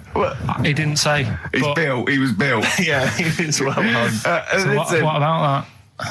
What do you mean, what about it, Carl? It's obviously not true. I don't understand how... I love the fact he becomes a charmer. He's got better taste in brandy. Exactly. And what was it that he was doing that seduced her? I don't know. Maybe because he was at home more than the zookeeper was. But what would he be doing, Carl? He's not going to be talking with her. They're not going to be playing Trivia Pursuit. Maybe she liked the silent type. He didn't go into that. He just said that's when the trouble started. Carl, play a record. Right. Is that what Suzanne did when she brought you in? Bit of David Bowie. When's that ever hurt anyone, Steve? Never. Lady Stardust off Ziggy Stardust and the Spiders from Mars on XFM 104.9. I'm Ricky Gervais, Steve Merchant. Karl Pilkington is in the middle of educating me. Then, educate me. Did I tell you the time when the doctor said I was going to die? All right, keep talking. Right, ages ago. Must have been about 15, right? And at lunchtime there was this... We used to have a choice of stuff to do at lunchtime, right? We used to have like a burger place that had an arcade machine in it, right? So we used to go there and play on that and have a burger. Or there was this baker's, right, that my mum worked at, and did great cakes and stuff, right? So she used to like bring some home and that, but she couldn't always bring them home every night because, you know, they'd cost money, and she used to get them for free. And they used to say they'd rather chuck them away than give them to the staff because there's a chance that the cream might be off. Right. Right, so they used to chuck them round the back. So I used to go around the back with my mate and eat a load. Brilliant. Eating out of bins. No, it wasn't out of bins. They were still in trays, but they just stacked them up near the bins, right? So this got out. I mean, it used to be chocker. Once the school found out, everybody used to go there, and it'd be like, well, have a cake. The headmaster crawling through, fighting the kids off. Right, so I'd have, like, you know, you just eat, I don't know, 6 jam donuts or something, and then you'd spend your dinner money on the arcade machine. Brilliant. Right? So it was a good afternoon, really, right? So you'd do that, and this one day I must have had 6 or 7 jam donuts, a few Congress tarts. What's the Congress tart? I love them. I can't get them in London, right? So I'd have some of them. If anyone can get a Congress tart for Karl in London, please let him know.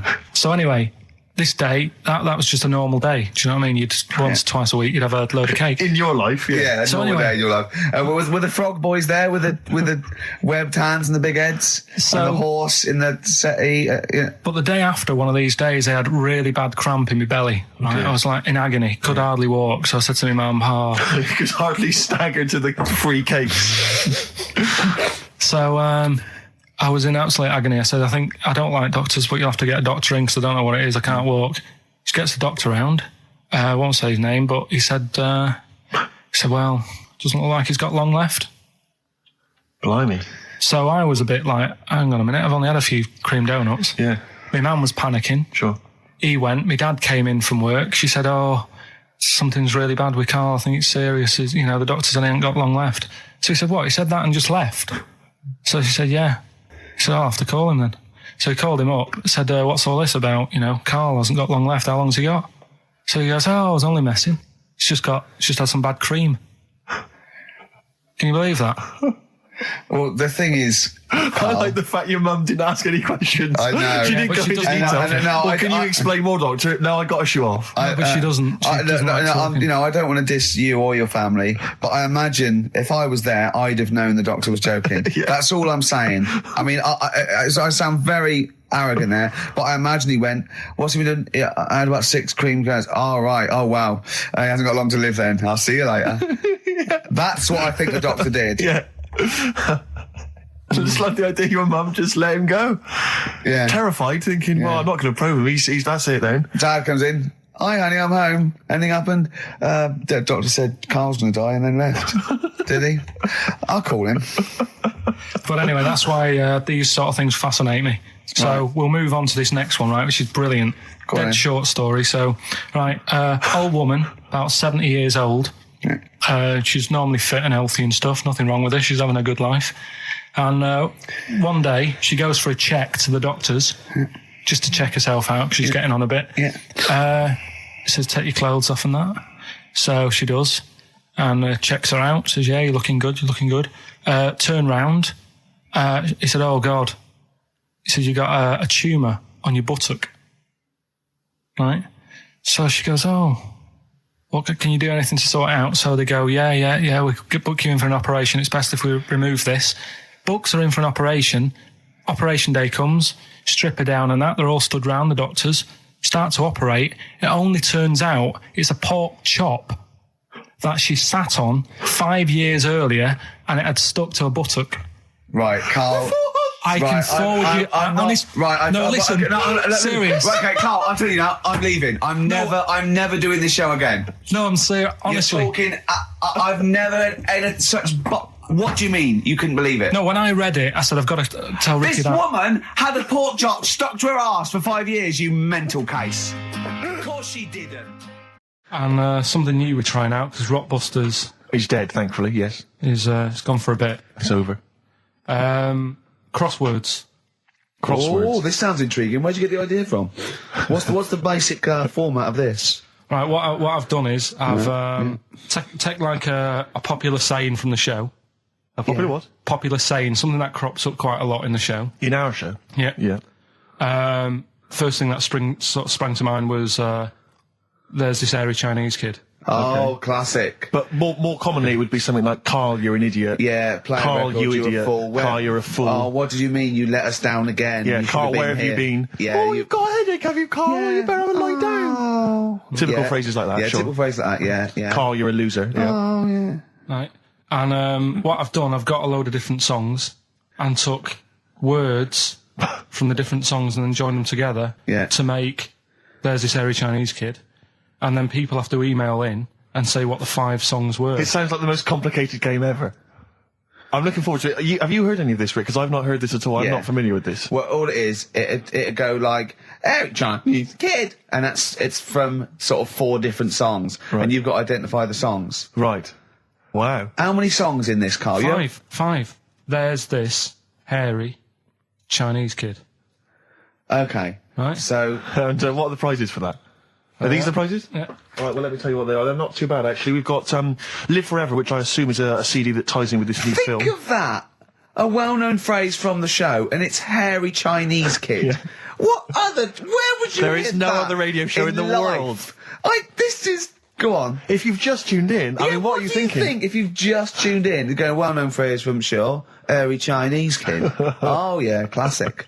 They'll be playing that in charades this Christmas. So yeah, this is a CD that ties in with this new film Live Forever, which is all about Britpop, and so there's stuff on there from Oasis, Blur, Pulp, etc. We've also got another Red Dwarf DVD, Marion and Jeff, first series of that, excellent. That's on VHS, sadly, but never mind. And also the very best of Led Zeppelin, a 2 CD set there with all the classics on. So that's not bad prizes, actually. You've done yourself proud. We've upped it. We're getting serious now. We're playing in the bigger league. We've upped the stakes. We want Heat Magazine not to lose touch with us just because Rockbusters is gone. Yeah. I think they're still behind us. So we've got film. You appear in a film. We've got crosswords. How is that to do with the crossword? Because I've got words and sort of cross them. Okay. Right, you don't really cross them. But, good. So words. We're playing a game called Words. Word Song. Hello and welcome to Word Song. And obviously I imagine there'll be some more great music. The Thrills, One Horse Town on XFM 104.9, Ricky Gervais, Steve Merchant and Karl Pilkington. Now, Karl Pilkington is getting ready. It's the start of a new strand in the show, a new quiz, a new competition to replace Rockbusters. Now, that's quite a tall order, but what have you done?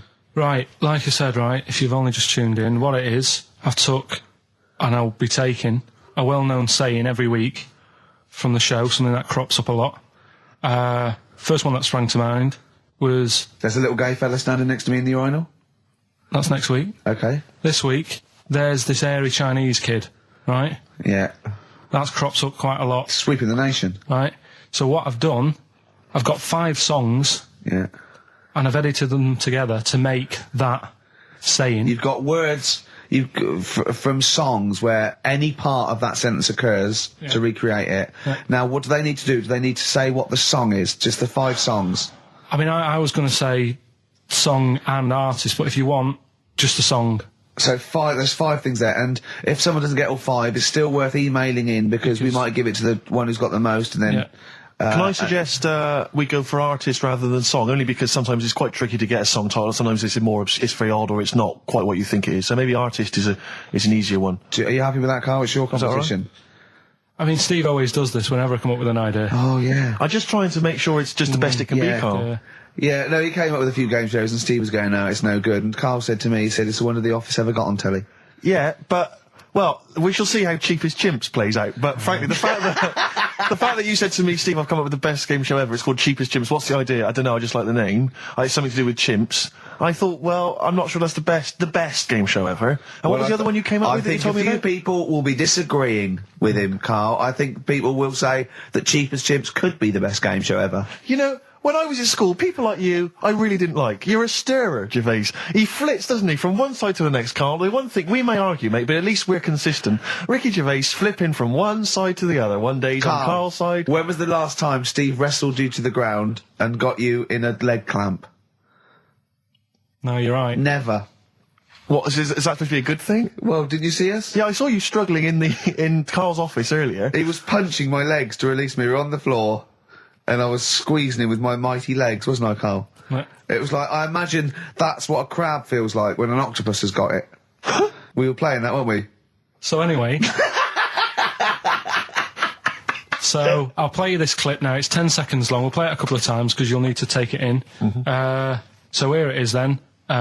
What are we saying? We're saying artists? Let's go with artists. Artists. So email in ricky.gervais@xfm.co.uk. Name the 5 artists it has taken to make up the saying, Give there's that this email airy address Chinese again. kid. Give that email address again. ricky.gervais@xfm.co.uk. There's this airy Chinese kid. Here we go.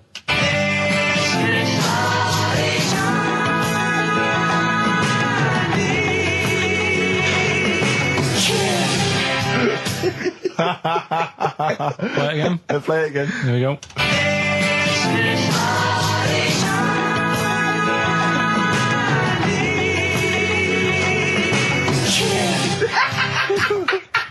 I think you better play it once more. Oh, I've got them. Have you got them all? Yeah. That's nice work. Here we go.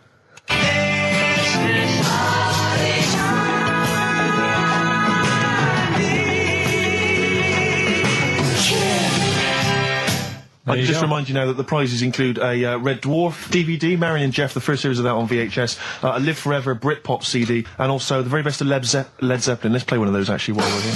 Brilliant rock and roll. One of the prizes on Carl's competition this week is the very best of Led Zeppelin. That's obviously rock and roll. We've also got a Live Forever Britpop CD, Marion and Jeff, and Red Dwarf. And should we play it again? So people There's have got this another airy chance? Chinese kid. Who are the artists? Here we go.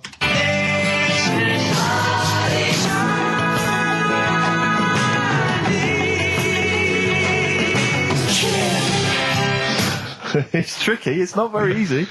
Once more. One more.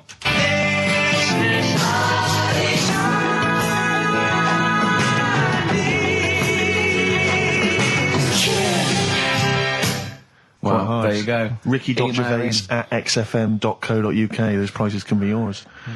Who is he and what is he to you? We have not had any successful answers on your quiz, Carl. We've had people who've got what you get a when you maximum put of 4. a duck in a microwave. Yeah, yeah. Bill Withers. Nice. All right.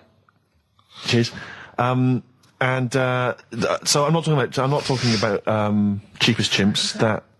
That's safe. That's going to run and run. Yeah, that is going to run and run. That's really got legs. I'm going to check the press Monday. I can only assume it's a triumph. Exactly, another Pilkington triumph. Yeah. I'm going to give the prize, if you don't mind, Carl, to Karen and Jeff Gillian, because they're the only they were the only couple that got the second answer, which was very, very But tricky. they got 4 today. But they only got 4 right. 4 is the top answer, so should we give the answers play it, now? Carl, and then tell us who each one is. Right.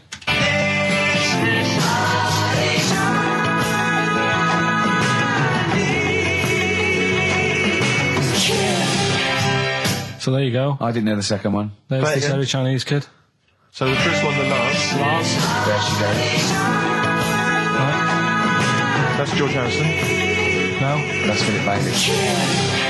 And that's Deacon Blue. Right. So it was the Lars. Yeah. What's the second one? Strokes. That was very tricky. That is hard. George Harrison Harrison, for Airy. yeah. That's all I could get. It was Ari. Ari Krishna, yeah. But no. Chinese, Phil Bailey. Chinese War is. Yeah. And Deacon Blue, Real Gone Kid. Real Gone Kid, yeah. There's this airy Chinese kid. Very, very hard. I love the fact that the normal bit of that, like, the normal bit is like the well-known phrase, there's this hairy Chinese kid. Yeah, exactly. Like, nothing happened there. That's normal. There's this hairy Chinese kid. As a phrase that often... In fact, you're right. We must have said that phrase 20 times today. When was the last time that was said 20 times? Never. I don't think it's ever been said anyway. There's this hairy Chinese kid. I mean... Even in China. I don't think it's... Well, it's very rare. Definitely not said in China. The prizes they've won. The prizes they won: Red Dwarf DVD, Live Forever, the best of Britpop, Marion and Jeff on VHS, and the best of Led Zeppelin. Well done to Karen and Jeff Gillian. I've also seen no proof of this hairy Chinese kid. None whatsoever. Do you know, I think, people don't want to hear about this today from us. They want to hear, the new features, the songs of phrase. What song's a phrase? It's the feature we started last week, where we take clips of songs, we make up a phrase from the show. I mean, a famous phrase, last week's world famous phrase was, there's this airy Chinese kid, you'll remember. Yes. Well, it was called Crosswords last week, but Phil emailed in a good suggestion and said call it Songs of Phrase. Brilliant. Songs of phrase. Songs of phrase, but perfect. So are we still going with Cheapest Chimps? We're persevering with that, aren't we? Got some Cheapest Chimps lined up. We'll be doing that before 3 o'clock. Yeah. Great. Again, who else can say that? So good. So for the next 2 hours, everyone should just bury their head in the sand, ignore the world's problems, and enjoy features such as Cheapest Chimps and Songs of Phrase. And a bit of Shearing Breaks. Oh, class. Trying to stop suddenly in Italy. TB. Turin Breaks. It's like a rockbuster, Carl. They were the good old days. I know, yeah. Painkiller on XFM 104.9. But look, Rockbusters is gone. Forget Rockbusters. Long live Songs of Phrase. Over to you, Carl. All right, well... Rockbusters was one of the things they were protesting about last time. that was why I just had to listen to them. They just kept stopping me in the street as I was trying to get to the tube. You've got to stop Rockbusters, it's run out of steam, they said, and I'm glad. That's why they always do it on a Saturday. Yeah. They make their way to Leicester Square for 3 o'clock. Yeah. Right. Songs of Phrase. What it is... Songs of Phrase. We took a phrase from the show last week. It was, there's this airy Chinese kid, right? Today, we're going back to the good old line of, you never see an old man eating a Twix. Sure. Right? How long is that? No, you'll never see an old man eating a Twix. You'll never see an old man eating a Twix. It's not as many as you think, though. It's not that many. Well, how is it not that many? Right, well, first of all, anyway, don't worry about that. I think there's about 5, I think. Hang on a minute. Oh, God. Why do we leave him alone to do this, I don't understand. I mean, it's like... I'll tell you what, we were flying them. 6 different songs. 6 different songs? That's a lot to get, Carl. But what happened is, I couldn't find a song with Twix, so we've changed the chocolate. Oh, this is rubbish. We're not doing it. We're not doing it. No, you've got to be punished. We're not doing this. Do it next no, week. you'll like it. No, shut up, Carl. No, just no. We're He's not put a doing lot it. of effort in. So what? You're right. He's got to do it right. He's got to do it right. No. There's too many. We said too many. It's not. He's changed the thing. It's not a one-off phrase. It's ridiculous. No, it's absolutely pointless. Rick, if only his parents had spoken like that to him sometimes in the past, Do you know maybe what I mean? we wouldn't be having this discussion You're not now. doing it. Come on. No. We're not doing it, Steve. What do you think? I'll tell you, we've got the prizes, but I'm not even going to bother giving. I'm not even going to bother. I think we'll just share them out amongst homeless. Absolutely. No. There's troubles in the world, and I'm not going to let you faff around doing nonsense like that. It's ridiculous. Well, let's do it for this let's week. play a beautiful song. What do you think? I'd love to hear a great song. Yeah, the times they are changing. We've said that. Look at Rick, Mother Nature on the Run. Look at Mother Nature on the run, Steve. Yeah. Play it. So we're not doing... No. It's your own fault. Now, Carl, the big question, as we know at the moment, is whether we're going to let you do songs of phrase or not. Rick, I should tell you now, there has been a flood of... Oh, no, there hasn't. Sorry, I was thinking there'd been a flood of emails, but it was people agreeing with you, Rick. I know Tony Blair has been trying to get through. Yeah, exactly. I'm just checking the emails now. There's absolutely nothing supporting you, Carl. No one gives a side either way about No, well, that, that's not then. fair. There were a couple of phone calls, weren't there? One was a guy saying you should. I think the other one was you, Carl. Was it phoning from the kitchen? Can we do it? Can we do it? Right. No. If you don't like it, we won't do it next week. But the fact that I've made it. I don't know why you did that. We thought of lots of stuff that you could do. You chose one where you have to have 10 words and 6 songs to choose. You haven't got Twix. I don't know what you've substituted Twix for. Okay, I've got to say now, I'm going to sit on the fence, so I'm quite intrigued. Okay, right. What have you substituted Twix for? Well, I can't tell you. Of course you can. No, I can't because people have to listen to it and work out. All right, let's just hear it. Let's hear it then. No. They know what they have to know what the word is. They have to tell what the song is or the artist. I prefer just to play it. No, you've got to tell them what it is because they might not even know what word they're looking for. Let's hear him out, Rick. Right. Please, democracy. That's what we're fighting for. Come on. Right, you turn them up. Right. Okay, I'll put the earphones on. Go on then. Right. Okay, so hang on. The phrase originally was you never see an old man eating a Twix. right, and we're trying to identify a number of songs which you've used to make up that phrase. And you email in xfm.co.uk/Ricky with as many as you can get, and whoever gets the most right can It's win so some fun. complicated. This is so not. complicated. Right, here we go. I'm baffled by the email address. I couldn't figure What's that the out. email address again? xfm.co.uk/Ricky. Right. Right? And there's some link on there, is there? Yeah, that you just press and it comes through. Or isn't that? Right, here we go then, right? And you'll never see an old man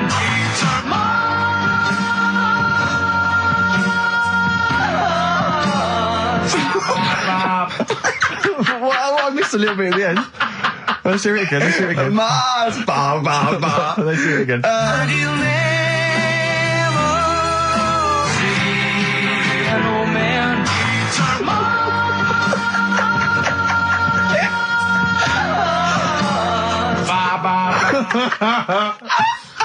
Oh, no. Oh God.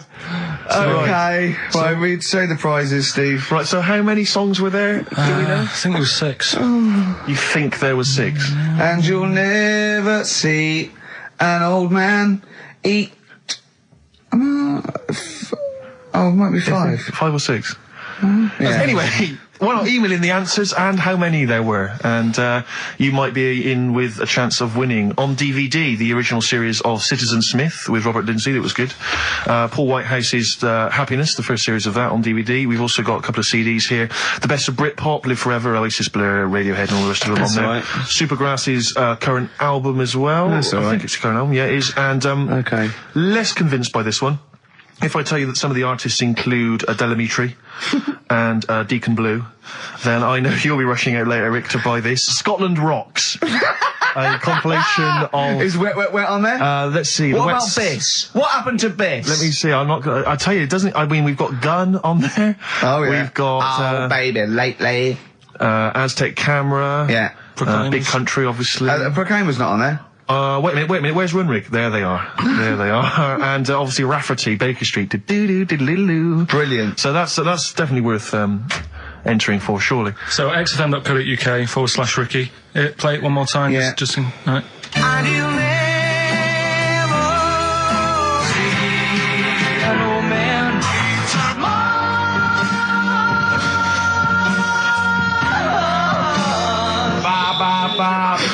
Class. Pure class. Well done. Okay. Yeah. All right, let's go. Oasis. Stop Crying Your Heart Out on XFM 104.9. I'm Ricky Gervais, with me Stephen Merchant and Karl Pilkington.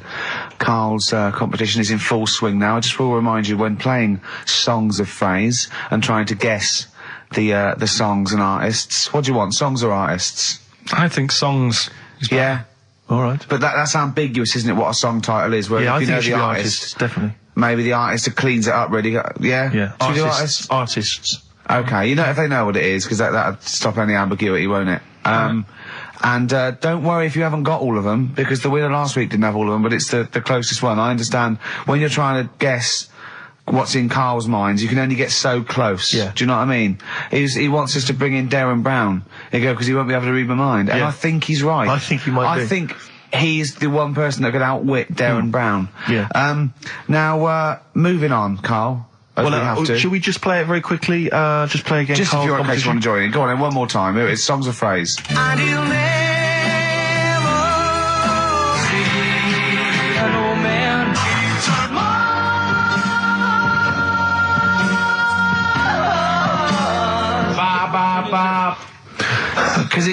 Because you have to get, you know, it is very difficult. So, you know, song or artist, we give points if you're close to any of those, and we'll choose a winner. So, you know, do And what the points mean? Crap prizes. XFM. xfm.co.uk slash Ricky. We're running out of time. We've got like 5 minutes left. Winner for Songs of Phrase. All right, give us the answers. Right. We did this at the start. We haven't even got time for the film thing today. Oh. But we'll do that next week. Songs of Phrase. It was a phrase you never see an old man eating a Twix. I love the fact that we haven't got time. Like, we've had such important stuff, and it's been so jam-packed and interesting. Not that it's been drivel with gaps we could have filled much better. Yeah. Don't look at it like that, like, What, with his film quiz? Come on. Oh, dear. So, Songs of Phrase. You never see an old man eating a Twix. We had to change it to Mars Bar. Here's what we had. Jerry and the Pacemakers. Echo and the Bunnymen.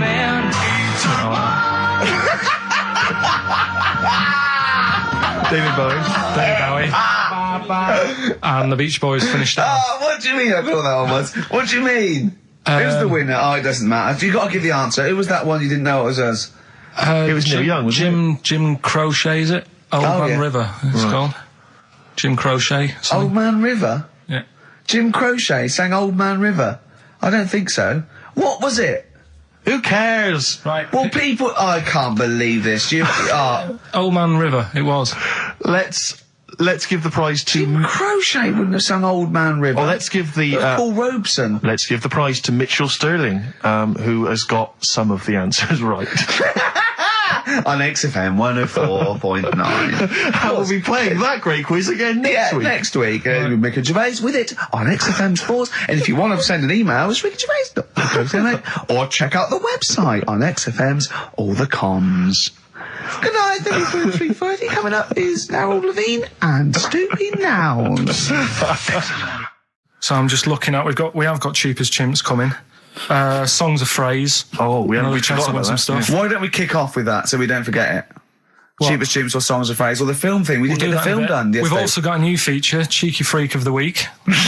Incidentally, I should just point out now that someone has, Ashley Phillips has emailed in, because obviously with Songs of Phrase, what Carl does, for those who have not heard it, he takes a phrase that you might hear commonly on the show, and then he uses various There's this songs. hairy Chinese kid. Was the one you we never kicked off seen with. an old bloke eating a Mars bar. And, as I say, he uses different chunks of songs and he makes up that phrase. And so he has made some suggestions here, Carl, because he thinks that the more common Carl, you're an idiot, fool, etc., perhaps a little overheard, he'd like to maybe hear Carl, pause, I don't know where to start, which is a common one from Ricky. Carl, which bit of that do you actually think is true?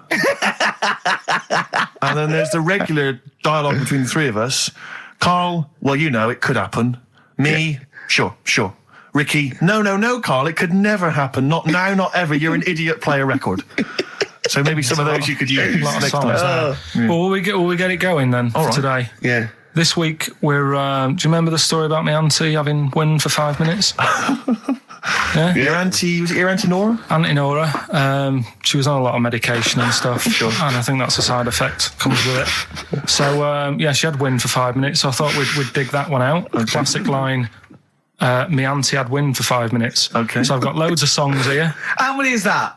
Me auntie had wind for 5 minutes. 7 tracks. Oh, that's tricky. Why do you learn? Okay, so you need to identify, if you can be bothered, the artists. Yeah, that's what we're after, isn't it? All right. Okay. Let's go. All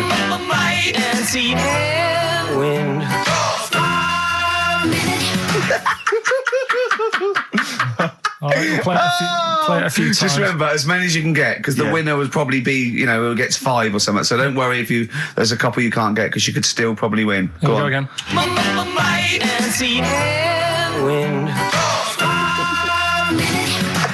Can I just, what's the email address? It's, well, if they go to xfm.co.uk/Ricky, they can just send them through there and that. Send them through that way. Which of these is the prize bag? Yeah, don't get them mixed up. That's the one, is it, Carl? Yeah. All right, so let's see what hot treats you could win. As I get them out, Carl, do you want to play it once more? Yeah.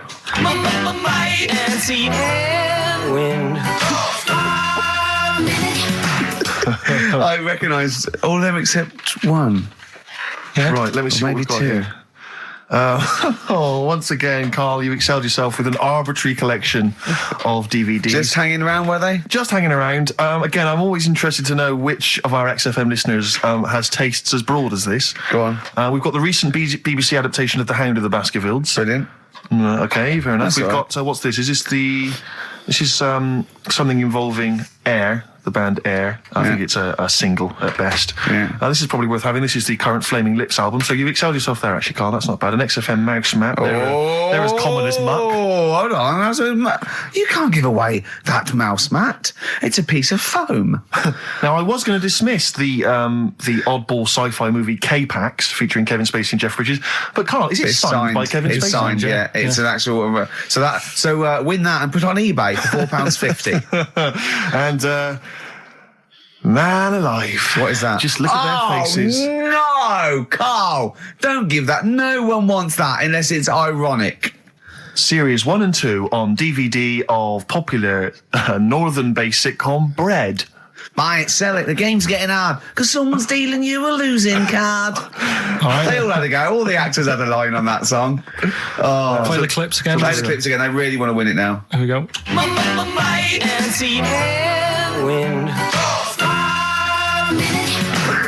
I can't believe this hasn't been done before. It's extraordinary. All right. Because most of our ideas have.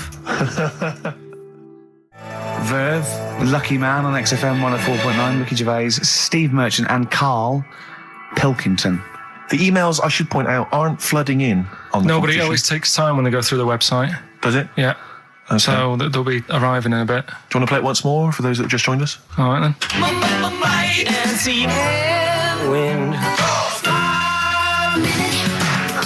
There you go. Brilliant. My auntie had wind for 5 minutes. Brilliant. Genius. Name the artists. Right, I'm going to play this thing again because it is a bit slow today, the email. Because it's too hard. It's not too hard. There's just clips of songs. What are the artists? Email in.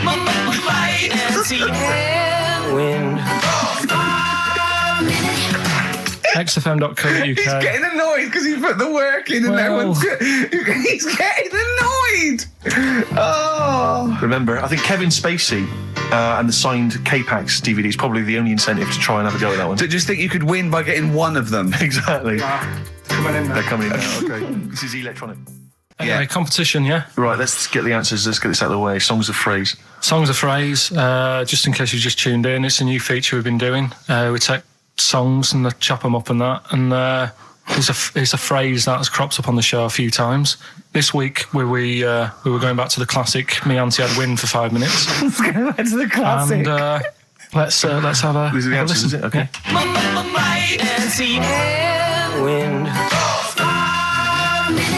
Right. So what you had there is you had the Knack. Yeah. With My Sharona. Auntie was some Manson track.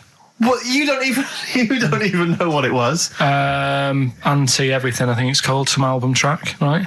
Then you had Bill Medley, Jennifer Warnes, I've Had the Time of My Life. You had Bob Dylan, Wind.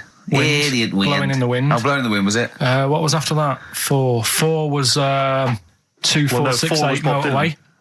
2468 Motorway. Yeah. Tom Robinson. Tom Robinson, yeah. That was the 4. Then you had the 5 from Manfred Mann, 5, 4, 3, 2, 1. We wrapped it up with a bit of 5-star for a minute. Something about... Can't wait. Can't wait another minute. Can't wait another minute. So they're the answers. Yeah, we're well, looking for someone who... I don't think we got anyone who had them all right. But Nobody got all 7, although in your little answer list then you only listed 6 because you got your numbers went out of sync in your own brain. Well done. Once again, smooth. I tell you what, Carl, why don't you next week at least write down the answers for yourself? Don't need to. Well, you clearly do, because you just embarrassed yourself. Don't need to. You've proved that you do. Right, okay. Anyway, well done. I'm going to give it to Paul Tier, PJ Tier, because he got 5 of the 7. Correct. Well done. So he gets... And he's getting that signed Kevin Spacey Yeah, DVD. if you can just email us your address as well and get them off to you today. All right. Brilliant. That's what you're dealing with. I think I do more than press the buttons. Right, see, this is it, right? Carl has had a little strop on since last night, okay? And it's... He's had a little strop on? Yeah. You said strop on. I just wanted to clarify. And, it's, I don't know why. He says that I'm an annoying person. He says that I wound him up, right? Which I don't know. He says that you're winding up because you're sort of like negative about everything. Negative? Yeah. And, but what I think it is because we pointed out that his lateness is unacceptable. Yeah. He said, meet you at 6. He turned up at 20 past. He said, well, someone stopped me in the corridor. I don't care. I've got stuff to do. We had stuff to do. I think we're a bit busier than you, Carl. You've got one job. We've got loads of jobs. I keep telling you that. You've got one job in a little room, a 9 to 5 there, that you don't even get done in 9 to 5. That's why you're late and mucking around all the time. There's loads of work to do. Yeah, one Right. job. No, Cool. it's not. It's one job with a lot of other jobs in it. It's like those little Russian dolls you get. Right? Well, it's So not, don't is have to it? go, yeah, it is. Yeah. Everyone thinks, oh, he only sits in his studio messing about, making songs of phrase. That's what I do in my free time. Which we've got coming up later. Super slick.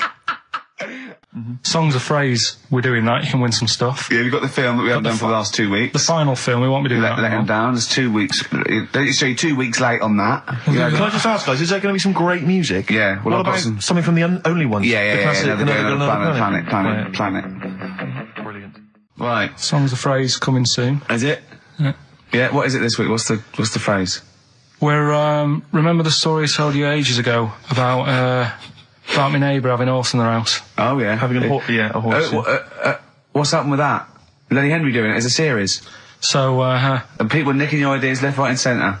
well, that's the phrase we'll be using anyway. What? My neighbour had a horse in her house. How many words is that? 6. My neighbour had... So, there's no grammar either. My neighbour had horse in the house. My neighbour had horse in house. What is the phrase? My neighbour had a horse in her house. Are there any Let's wait till we prepositions? hear Are it. there any prepositions in this sentence? Look, don't judge it beforehand. You see, I'm Okay. turning over a new leaf. I think this is a great idea. I think Carl's a genius, and I look forward to hearing this enormously. Yeah, okay, and I won't be sick on your leg or squeeze your head or make you jump when you're making a cup of tea. Just looking through the Guinness That's Book of still the Records. funniest thing, isn't it? Squeaking at someone when they got a cup of tea. Right. It's a good game. Drink 8 pints. Go on. Songs of phrase. Songs of phrase, nicely done. Right, we'll get this going. How do you feel, Carl? Yeah, all right, Again, all right. disappointment. Disappointment probably to your family and friends. Well, I don't think they'll be that gutted, to be honest. Right, songs of phrase. Well, Carl, why don't we both think we'll come up with songs of phrase, because it's a big tease. People love that. Yeah. It's one of the hot new We've radio got quizzes. one more thing for you to eat. No, I'm not doing any more of that. Seriously. Play a song? Right, songs of phrase next. Right. That was rubbish, that half hour. Rubbish. That's great. Roots. The Seed, XFM 104.9. I bet that is a record. Eating grapes whilst DJing. Possibly. I'm assuming if there's any listeners out there that have a record-breaking attempt they'd like to see Carl undertake in future weeks, they should email in. I think Jono's got that one. Right, what have we got then? That's that. Right. That's the silliness aside now. Let's get on with the proper show. Right, songs of phrase. Yeah, let's do that. On to the classy stuff. Yeah. Do you want to do the prizes first? Right, now then, where are they? Here they are. I haven't seen these, but I'm excited as ever. All right, we have a T-shirt there, arbitrary T-shirt that you have probably stolen off of someone. What does it say? Is it the Red Hot Chili Peppers? So That's we found right. that. That's not too bad. It's a big T-shirt there.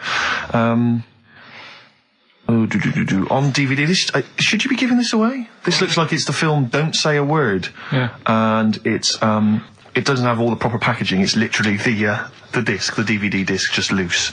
So enjoy that. The current album from Oasis, Heathen Chemistry, DVD, on DVD, The Life of Mammals, the complete series, the David Attenborough recent DVD, that. Walking with Cavemen, which I think is a DVD, it's currently on TV, isn't it? And, well, there you go. And also the X-List, which is a good new compilation, double CD compilation from XFM with loads of stuff on there, including Nerd, Snoop Doggy Dogg, Athlete, all sorts. Go on then, Carl. So not bad, actually. Nice one. Well done. So, yeah, it's a phrase that's been said at some point, or said a lot on the show. We've had, like, Hairy Chinese Kid. We went back to, my mum had wind for 5 minutes and that. Today we're looking at, my neighbour had a horse in a house, right? Yep. If you remember, we were talking about that probably about a year and a half ago now. Yeah. Yeah, of course we remember. They've been talking about it ever since, Carl, I imagine. Yeah. Well, it's famous. It's a world famous phrase, my neighbour had a horse in her house. Right, so this is, this week's Songs of Phrase, and what I've done is I've got songs with those words in that make up that sentence. Yeah. You get to email in ricky.gervais@xfm.co.uk. There's 6 different songs, right? You email in with what? I don't know, there is 6. Me neighbour had horse in house. Is it really that sentence? My neighbour had a horse in her house. It does work, honestly, it works. Yeah, okay, don't bother explaining it, just play it. Right, Yeah. so here's the, here it is. We're just going to do it. Had horse in a house. Right? What in God's name was that? Yeah, name the 6 songs. Had horse in a house. Huh? Are we naming the artists or the songs? Either. Artists. Anyone who gets anything can get a prize. What's Jeez. more, Carl? Artists, here we go. Had horse in a house. That's tricky, Carl. That's very hard. Once more. Had horse in a house. Email in ricky.gervais@xfm.co.uk. I'll give it Another letdown. Another letdown. It's brilliant, this. No. How can you just say that after I've just been stuffing grapes in my face and that? Well, you failed. You didn't get one burger in, right? Even when you tried to chop it up, there's 3, right? So that's it. Well, Steve, out the goodness of his heart, went to McDonald's. Okay, I got some grapes. At 62. That's got nothing to do with this, though. This is my game show here. Bob Holness didn't say, yeah, Blockbusters is good, but I never see him eating grapes. So this is a different thing. Forget that. Right? Here's the clips again. Here's the clips. Had horse in a house. Oh, you know I said I was going to turn over a new leaf and not criticise your ideas? I think it's the end of this one, mate. Oh, he's done it again. It's atrocious. ricky.gervais@xfm.co.uk if you've got any idea. So Whatever. ungrateful. Right, songs of phrase. Just give it a couple more plays. Just Yeah. email in. We'll pick a winner soon. ricky.gervais@xfm.co.uk. Well, this is rubbish this week. No one knows it because it's rubbish. Steve was right. Had horse in a house. There's 6 songs there, so if you know what they are, just That's the end of that, I think. That's the end of Songs of Phrase. email in. I think. We've got Had horse none there. No. house. That's the last week for that. That Okay, is well, rubbish. why don't you give us some monkey news? Is it monkey Yeah. news time? Come on, Monkey News. We'll play a song and we'll... No, do do let's play a Monkey song, News. let's play a song. Oh, it's a great track. Cheer up, Carl. Is it new? Is this Waiting for an Alibi with Thin Lizzy. Oh, what year was Doesn't it have to be out? new. It's brilliant. What year was it out? Oh, Einstein wasn't new when he came up with the greatest theory ever. Oh, hold on. Hey, hold on. You're not new. You're not new. You know, we should give the prizes away. Yeah, well, Carl. this has been dreadful. This thing. We started off well with him trying to force burgers in his mouth, and then he come up with this tat. I mean, this is the end of this because it's. I mean, it was shoddy to start with. No little Dio couple. Well, this is not only. Well, I'm just saying, this is what I was saying in the pub yesterday when you try to be sick on my leg. I was saying, come up with new ideas if you don't like them, but you diss them on air. well, it's just disappointing, isn't it? And right. What's that? I was disappointed when I was choking before. We were disappointed as well. Yeah, you didn't try. You didn't try with the grapes. You were just like Right. chewing on that. You meant to just throw them in and swallow them. Songs of phrase, it was 6 songs, it sounded like this. Boring. Had horse in a house. Right, what are they? Just give There the was 6 answers. songs there. We had Lionel Richie, My Destiny, for my. Tricky. Neighbour. Oh, that's XFM. Ooh. My neighbour was Space. Space, Yeah. Neighbourhood. Had Harry Connick Jr. Had to be you. Yeah. Right. Had a neighbour had a horse. Horse from America. America, yeah. We had a horse. In the house. In was Lisa Stansfield with Pathetic. in all the right places. Oh, pathetic. Did anyone get that? Did anyone get that? And No a one house got No one from got that. Animals. So that was pointless. All right, well, that's the most anyone got was 3, Yeah. and so we're going to give it to Deborah, and that's Yeah. possibly Deborah and Kate. They got Right. at least 3 of those, so well done. Okay, well done. Yeah, there's prizes on the way. That's the end of that. Well, do you want to do some, give some stuff away? I suppose so, Carl. We could, yeah. Yeah, set it up, set What it do you rolling. think? What is it? Which of your many competitions is this? Songs of phrase. Talking of competitions, Okay, prizes to give away this week. You've excelled yourself again. We've got, once again, Scotland Rocks, the very best of Scottish music, Texas Deacon Blue, Brilliant. and Jerry Rafferty. Proclaim's on there or not? Proclaim's there, don't worry. What they Delegate's got? on there as well, don't worry. Yeah. Sweet, Totally. It's Biss Oh. on there. It's Biss on there. I'm just checking to see if Midgure and Hugh and Gry Let's have a look, feature, but they let's have a do, look. thankfully. I don't know. The Rosillos as well. Oh, and Gun. brilliant. That That's is great. brilliant. So I look forward to is that. Lulu on there or not? Oh, Is she not on there? I can't No, see she's her, not on there. actually. She's not on there. But, the don't wets, are the wets on there? All the wets or not? Are the wets Fairground on there? attraction. Perfect. Brilliant. That's on there, so... Brilliant. Is Wee Hootie McDooth on there? And is Jamboree? What's this? This is another arbitrary compilation called Strange and Beautiful. The Brilliant. X-List album, which is quite good. The new album by the White Stripes. The DVD Walking with Cavemen, that TV show that's on VHS. It's still got the price on there. On VHS, in case you haven't seen it. Fight Club, and the best-selling book from Michael Moore's Stupid White Men. So actually some quite good prizes there, Carl. Not bad All at right, all. Carl, what's this competition? Right, Songs of Phrase. It's where I get a line that sort of is said a lot on the show, or has been said quite a lot on the show. Yeah. Is this one Stop Squeezing Me Head? No? Oh, I could have done that. Yeah. But what we're doing is my favourite. The Elephant Man's my favourite film. Is that the phrase? Yeah, that's the phrase that we're looking at today. The Elephant Man's my favourite film. It is as well. It's his favourite film. I know. Why is that again? Because it's funny and sad, and it's you know exactly what you're going to get. Yeah. They promise you an Elephant Man, that's exactly what you get. Yeah. It's good. Have you seen it, Steve? I have seen it. It is yeah. good, isn't it? Yeah. Do you remember at the beginning of the Elephant Think Man? of that. Having that as your favourite film of all the hundreds of amazing films. I mean, It's a good film and it's a moving film. Yeah. But I can't imagine it's a film I would watch endlessly again I and don't again. care about a bloke with an elephant's I head. watched a little bit of it again the other night. It's one of them that, just sort of reminds you. You know what annoys me when he goes, "I am not an animal." He is. Well, I mean, he speaks like one. And what doesn't help? He's got And he looks like one. No, yeah. But it was a bit unfair because they never let him look in a mirror because he's a bit odd looking. It upset him. Yeah. So his hair was always a mess. And that made him look worse than he actually was. Yeah. But good film. Get it out if you haven't seen it. That's the phrase today. Do you know, I remember my friend introduced me to that film, and if you remember at the beginning, there's a big montage because he is working in a zoo, isn't he? Or he's being kept in a zoo, and there's a sequence of various elephants, I think, actual elephants, kind of rampaging, and it's just quite a sort of moody, atmospheric montage. Is he king of the elephants? Can he Well, maul them? my friend said to me when we watched this, he said, what happens is he gets trampled on by some elephants, and that's what makes him look like an elephant. And I went, right. And I watched it, and I thought, that's not the case. And I tried to explain it to him, and he's, to this day, still convinced that the Elephant Man, it's like when Spider-Man was bitten by a radioactive spider. Yeah. It was his mum, wasn't The it? Elephant Man. The power of an elephant. Was it his mum who got... He never forgets. Anyway. Be careful. Is it his man what? Wasn't it his mum who was pregnant and then they ran over her? And No, I don't think so. that's the impression I got from it. No. You are joking, aren't you? No.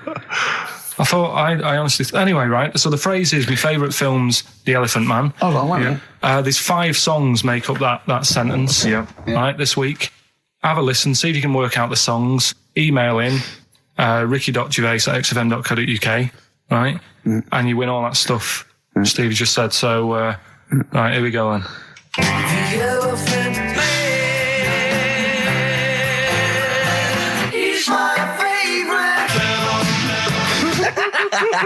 That was nicely done. Genius. All right. Let's hear it again. Here we go. The Elephant Man. He's my favorite. 5 songs there. The Elephant not- Man not is so hard, this my one, which is favourite good. film. Well, I thought we'd make it a bit easier. Make it a bit easier. Yeah. All right. Just one more. The Elephant Man. He's my favorite. Email only, ricky.gervais@xfm.co.uk. Brilliant. A bit of hip-hop hooray, a bit of a rap classic. Although you may not have heard it before. Have we got the results of the quiz, Carl? Yeah, I'll just play it one more time. It was Songs of Phrase. Is this the last time we're doing this? I thought so. I thought it worked better this week because it was actually doable. Yeah. I think that makes a difference, Carl. We haven't done Carl's an idiot yet. Carl, you're an idiot, have we? Oh, well, that's a reason to keep it. Maybe we can end with that one when you come back. Right, well, the 5 songs that made up this little thing here was Mr. E's Beautiful Blues, Eels, Innocent Man, Billy Joel, and my favourite Waste of Time, Owen Paul, Brilliant. Bohemian Rhapsody, Queen, Brilliant. Girls on Film, Duran Duran. It sounded like this.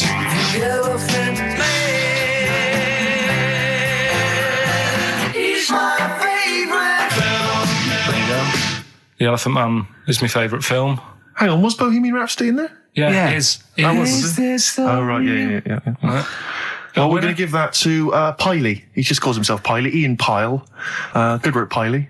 What's happened to Anders? Well, I was just going to say, actually, we've not had correspondence from Richard Dickie Anders for some time. The Dickmeister General with his naughty, insulting ways. Yeah, Anderson used to email regularly. Anders, get on your computer. Get in touch, mate. What do Just you tell us think of the show. Hold on, though. To be fair, he was listening when we were pretty shoddy. If he's listened to the last 3 weeks, I think we're owed a little apology from you, Dickster. Exactly. Absolutely. Listen, Piley, we want to send you all those goodies, including Scottish rock, but we don't have your address, so email in your address and we can send it off to you. All right? Yeah. More adverts? Yeah. Listen, we're doing Songs of Phrase today because Rockbusters has gone. What Songs of Phrase again? I can't remember. I think I've blanked it out. Yeah. When we do something that's been said a few times on the show. Right. It's been said a few times. Bark! I'm scared of Andrew Phillips. Bark! I need my job on it. Bark! Go on, sorry, you were speaking, Carl. So we take a phrase from the show, right, and just get songs, like the words from the songs, edit them together so Something it says like that phrase. Yeah, something like that. Yeah, okay. Yeah, no, just go on. Sorry, go on, Carl. Come on. So are we doing it? Sorry, so what's the phrase you've come up with? Phrase is no more cheeky freak of the week.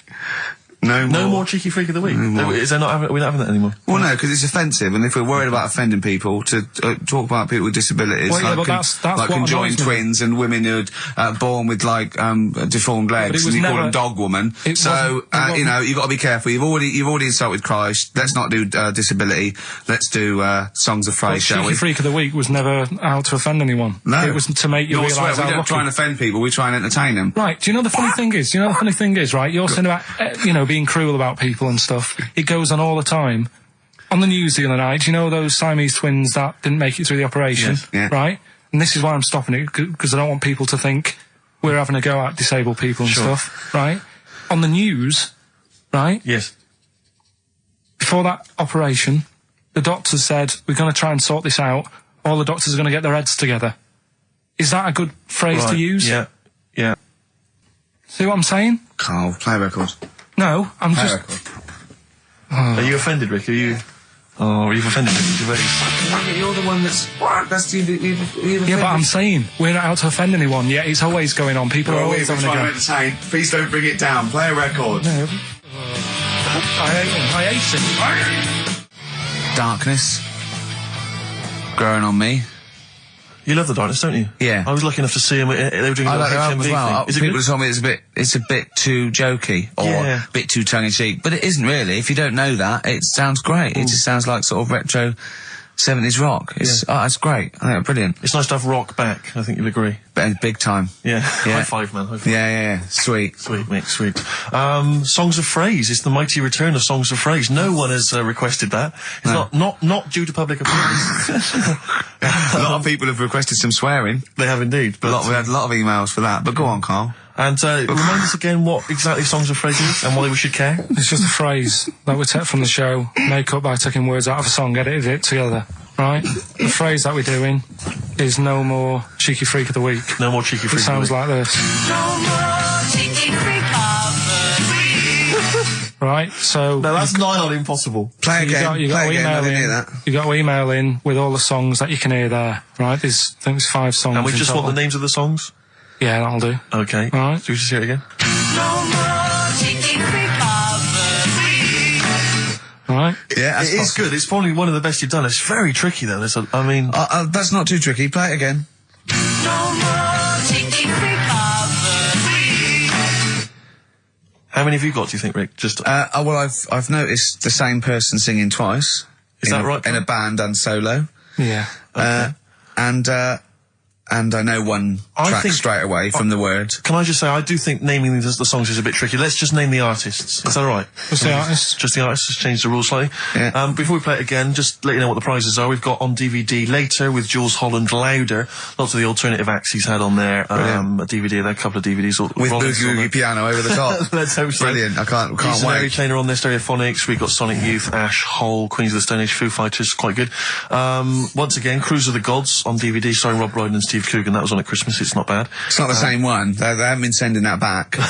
We've been giving out different ones each We have week. indeed. This is an album just called quite simply I Love You. Yeah. And you'll be pleased because there's the likes of Mel C, Cliff Richard and the Hollies on there. Brilliant. Excellent. The best chill-out album ever. We've got the Beach Boys on there. Elvis Costello, Pink Floyd, Coldplay. That's not bad.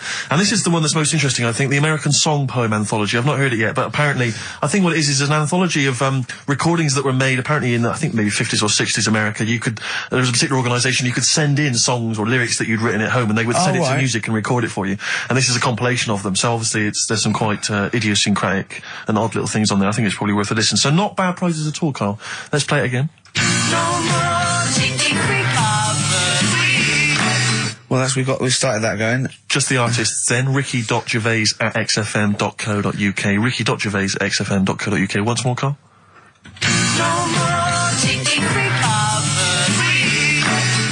See, it's great. Yeah, not bad at all. A little bit of Elbow. Nice to hear that again. This is the one Red. XFM 104.9, Ricky Gervais. Sure. Elbow and Red. Good tune. The old Spanish archer. Alright? Yeah, Elbow. Oh, sorry, you've lost me. I wasn't listening. Elbow. Alright. Sony award-winning from Ricky Gervais. Well, we're not allowed to do anything. Sure, a bit. Andrew likes those sort of things. Rick, I can tell you now that the answers to songs of phrase are quite literally dribbling in. I think there's two, maybe three answers so far. So very excited about that. And we just had an email from Dan. He says, my Mrs. Lynn is pregnant and is 8 days overdue. Carl, could you offer any words of encouragement to coax the baby down the birth canal? I've sat Lynn only inches away from the speaker to allow optimum audio transfer to the uterus. What would you say to that child there, just to lure it out to the wide world, Carl? I wouldn't rush out, to be honest. Right. It's not good, is it? Out here. Sure. And I don't really want to talk about kids either, because Suzanne's mate's just had one and now she wants one. Oh, God. Yeah. Please never bring a child into the world, Carl. Promise us that. They just bore me. Have you seen, there's loads of people in the office who have got them now and they've all got baby pictures everywhere. And they're all like, isn't it nice looking? And it's like, no, it's not. They all look the same. Do you know what I mean? All like Mel Smith. Don't they? But it's that theory, actually, right? Do you know how I've said before about babies, right? Yeah. But like little old people. Yeah. There was, no. Another of the great theories. No, the fact that, you're born and you sort of, you got no teeth, you got a little bald head, you can't control your bodily functions and that. Sure. Then you get to like... Sorry, you're describing yourself? Or? Yeah, I was saying, you've got a dangerous No, ground, I'm aren't just you? saying, that's how you're born. Yeah. Then you get to about 70 or whatever. Yeah. All that starts to happen again, doesn't it? Right. Yeah.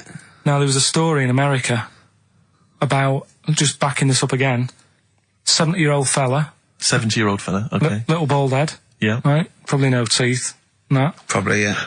Nappy and that, right? Yeah, probably, yeah. Goes into... A lot of 70-year-olds pop the old nappy on your 70th birthday, take your teeth out. Goes into an off-licence to get some beer. Doesn't get served because they didn't think he was old enough. Right. Okay. Right, okay. Wait. Carl's back.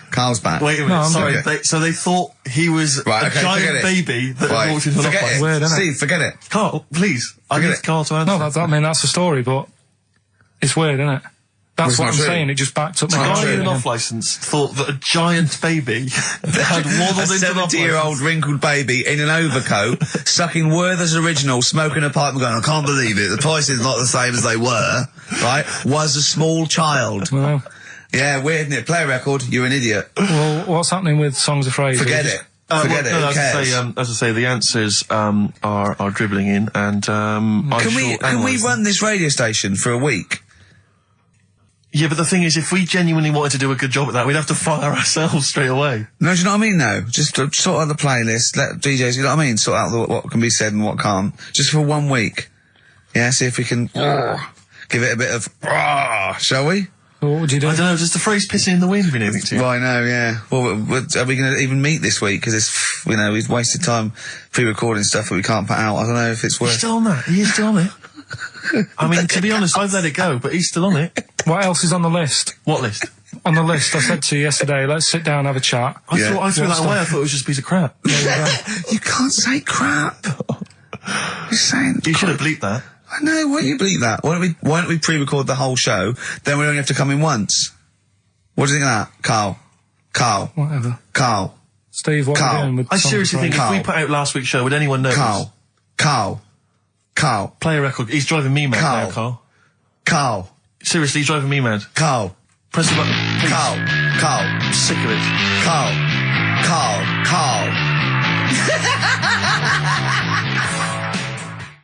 Anyway, Hastings answers to soon. Rockbusters. It's going to Hastings in 10 minutes, isn't you? Can't wait. He's looking forward to it. Lovely day. Lovely town. Nice little trip. Chill out, come back refreshed. Monday. Let's do some work. Ooh, you'll sleep tonight. What does the boss want me to do? He's done you there, Carl. I was letting it lie, and he comes back with that after we were getting on. So, who's the winner? Answers. Well, let's give us the answers first. Right, well, This was this is how it sounded. No, it's not Rockbusters. I'm calling it Rockbusters because It's all weird. they're all interchangeable at the moment. Right, Paul McCartney, Cheeky Girls, Sugar Babes, Space and Beatles. Okay. Well, Brilliant. You've really, I mean, if you're not interested in it, Carl, seriously, mate. Anyway, we're going to give the prizes, which are pretty good this week, to James Waters from Colchester. Well done to him. He's got them pretty much right. Where's Dickie Anderson? Not heard from Dickie Anders for a long, long time. Because I wanted to, if there's one show I'd wanted to hear, it's this one. Because we've pulled out some of the stops now, haven't we? He's excited because he's going away, so he's putting an extra bit of, Come on, let's play a record. Let's play a tune, then let's come back with Monkey News. We have some Monkey News to end with. He's excited. right, bit of Songs of Phrase next then, yeah? Do you reckon? Really? What's that one? Say in a minute. Right. Well, we got Songs of Phrase, Right, haven't we? Songs of Phrase then. Okay, let's just have a look at the prizes. Just remind us again what exactly Songs of Phrase is, because I know a lot of people put it out of their mind week by week. It's a phrase that's, you know, been said on the show a few times, right? You remember classics, like, what was? We've had Hairy Chinese Kid. Yeah, there's this hairy Chinese kid. Stop squeezing my head.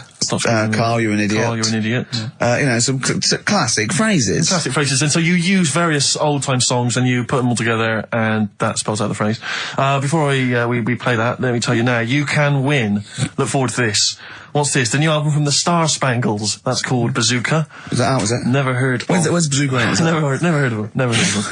The best summer holiday album in the world ever. You've got the treats on there include the Fast Food Rockers and Laz Ketchup. Yeah. I'm waiting for their second single, because I don't know what that's going to be about. Sure. Is it going to be a bit more fast food? Maybe like Pret a Manger? Yeah. Yeah, lovely. This is very good. Yeah, 2-disc set, the best of David Bowie. Inspiral Carpets, the best of them. Still don't know how they string that over 3 seasons. No idea. Bowie's is one. Yeah. We mentioned it last week, the American Song Poem Anthology. That's kind of a kooky collection of songs. And we've also got a couple of DVDs here. Stephen King's Rose Red. I've never heard of it. Straight to video. Yeah, made for television. Yeah. Will never be seen at the cinema. And I'm sure there's a lot of nerdlingers listening, so they will be loving Richard Dean Anderson in Stargate SG-1. Free inside, there's a collector's card, plus you can win some exclusive memorabilia. Brilliant. So I think a pair of their... Right, all you've got to do is listen to these, 13 songs, probably, to a well-known stupid phrase. It's only seven different songs, right? Well, just get the most you can. Just be rough. Artist or song, it'd do, right? And the phrase is about me dad nicking from telephone boxes. Right. You got to give them a clue, because they've got to know what they're listening for. It's hard enough when you know. Daddy's never going to stop robbing from telephone box. Is that it? Yeah. So what are these songs then? Go on it doesn't matter that some people don't know what that's about, do they? Doesn't matter. No, they know. Well, your father's a thief. Email only. ricky.gervais@xfm.co.uk. Let's hear it. All right.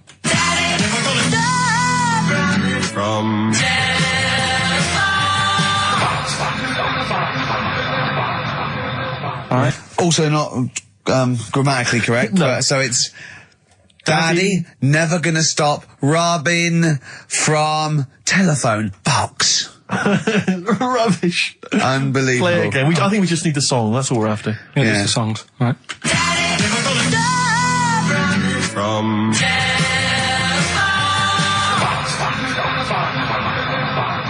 Just again. Well, This is a it must- desperate feature, It isn't it? really is awful. From. See, Rick, if we took more of an interest in this show, we'd have come in, listened to that, We'd and have said said we're not no going to play way. it. We'd have said no way. I don't we care doing how long that. you spent on it. We've got a reputation. Yeah. We've won awards. We've won major awards. We're not putting that tat out. But Yeah, no. You know, that's what. But we're just giving the listener what they're used to. exactly. So I think more fool them for listening. Ricky.gervais@xfm.co.uk. Right, listen, songs of phrase answers next. We'll go out of the Well, way. I'll tell you what, play it once more so that people have got a chance to actually enter. Hang on, If you keep can be talking, bothered. keep talking, keep talking. Oh, I can't be Should be ready, Carl. This is terrible. Here we go. From. Right. That is the well-known phrase. Daddy's never gonna stop robbing telephone box. The well-known phrase. And we're looking for the songs, I think. I don't care. All right. We were playing earlier songs of phrase. We have had. I mean, the answers I could literally count on the fingers of one hand. Now the right answers, even less so. But do you want to play it once more, Carl? Oh, God. From. There was 7 songs in there. Right. Read them out, Colin. What are they? It was, Oh, have you got it written down? I can remember them. Daddy Cool. Boney M. Boney M.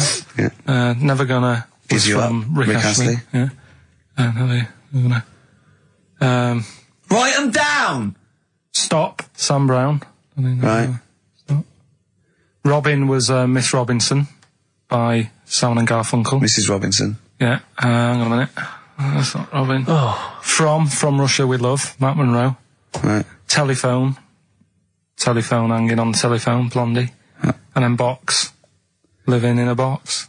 Living in a box. Well, listen, no, I don't think anyone got them all right. No. If you did get them all right, I'm sorry, but I gave up checking the emails a long, long time ago. So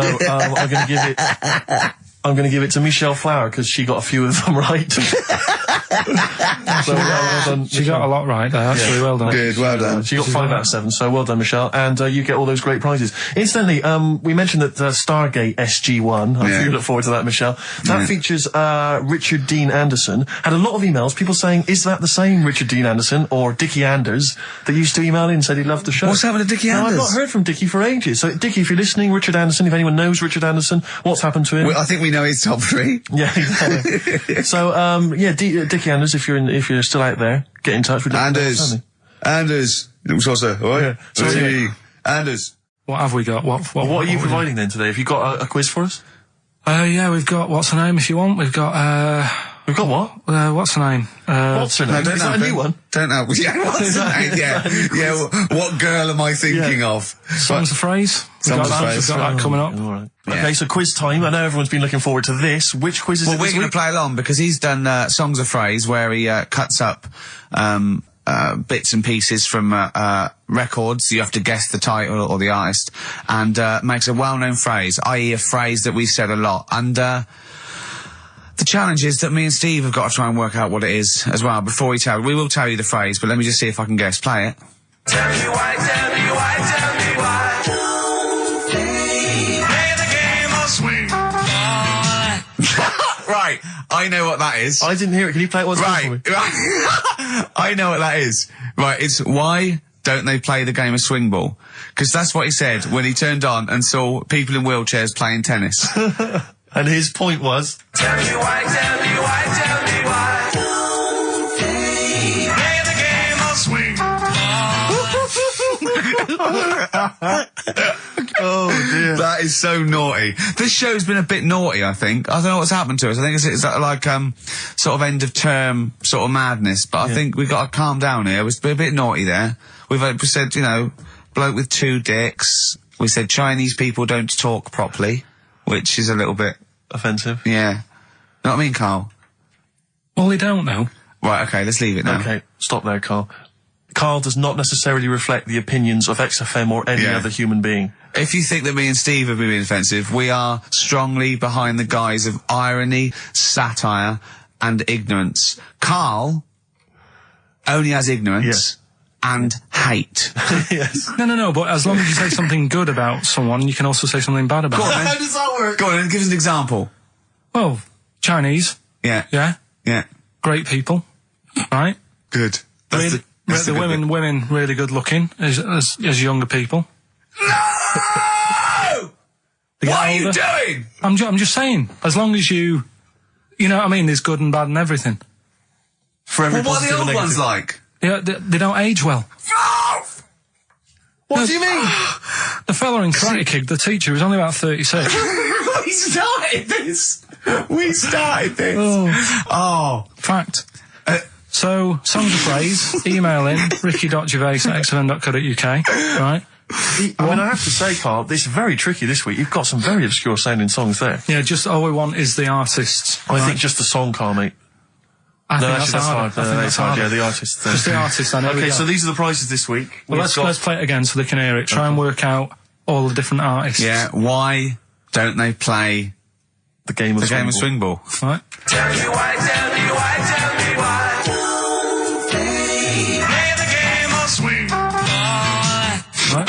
That's tricky. It is tricky. That is tricky. That is good. But there's some great prizes, including, Carl, I can't help but notice, torn from the current, well, I think today's issue of the Daily Mirror. What, he's giving away a giveaway? It's a free CD from the Daily Mirror, which you can buy it, you spend 30p on the Mirror, you can get this anyway. But it's still in the piece of plastic. I with it know, hanging. yeah. I love Just that. ripped. Anyway, there are some other treats. Oh, you'll be loving getting that through the door. So there's the Jingly Jangly Sound of Summer, Good Vibes, a 2 CD set featuring music from Crowded House, R.E.M., Simon and Garfunkel and the Beach Boys. I'll tell you what, I've thought of another game. We can put Carl's into theory, right? I can tell him a sort of like a person or, a people or a place, right? Or a profession, and he's got to come up with a good and bad. A good and bad thing. It is dicing with death. Yeah. Are we ready to do this? Well, listen, if we're quitting in the next couple of weeks, then who cares? Okay. Good and bad, right? Well, hang on, let me just we're on the prizes here. Alright, okay. So now 55. I know there's a lot of XFM listeners who are going to be looking forward to the likes of S Club 8 and the Fast Food Rockers. They're all on there. I can't wait. What is their second single going to be about? The Smashing Pumpkins. This is quite a good little compilation of sort of B-sides and live performances and stuff like that, which is not bad. The best summer holiday album in the world ever. I think we've given that away in the past. All sorts of stuff on there. Plus the director's cut of True Romance on DVD. The Tarantino scripted. Oh, it's a great film. Tony Scott directed movie. So there's some quite good prizes. Just play it once more. So email in ricky.gervais@xfm.co.uk. Why don't they play the game of swing ball? Just the artist, yeah? That's all we're after. Yeah. Right.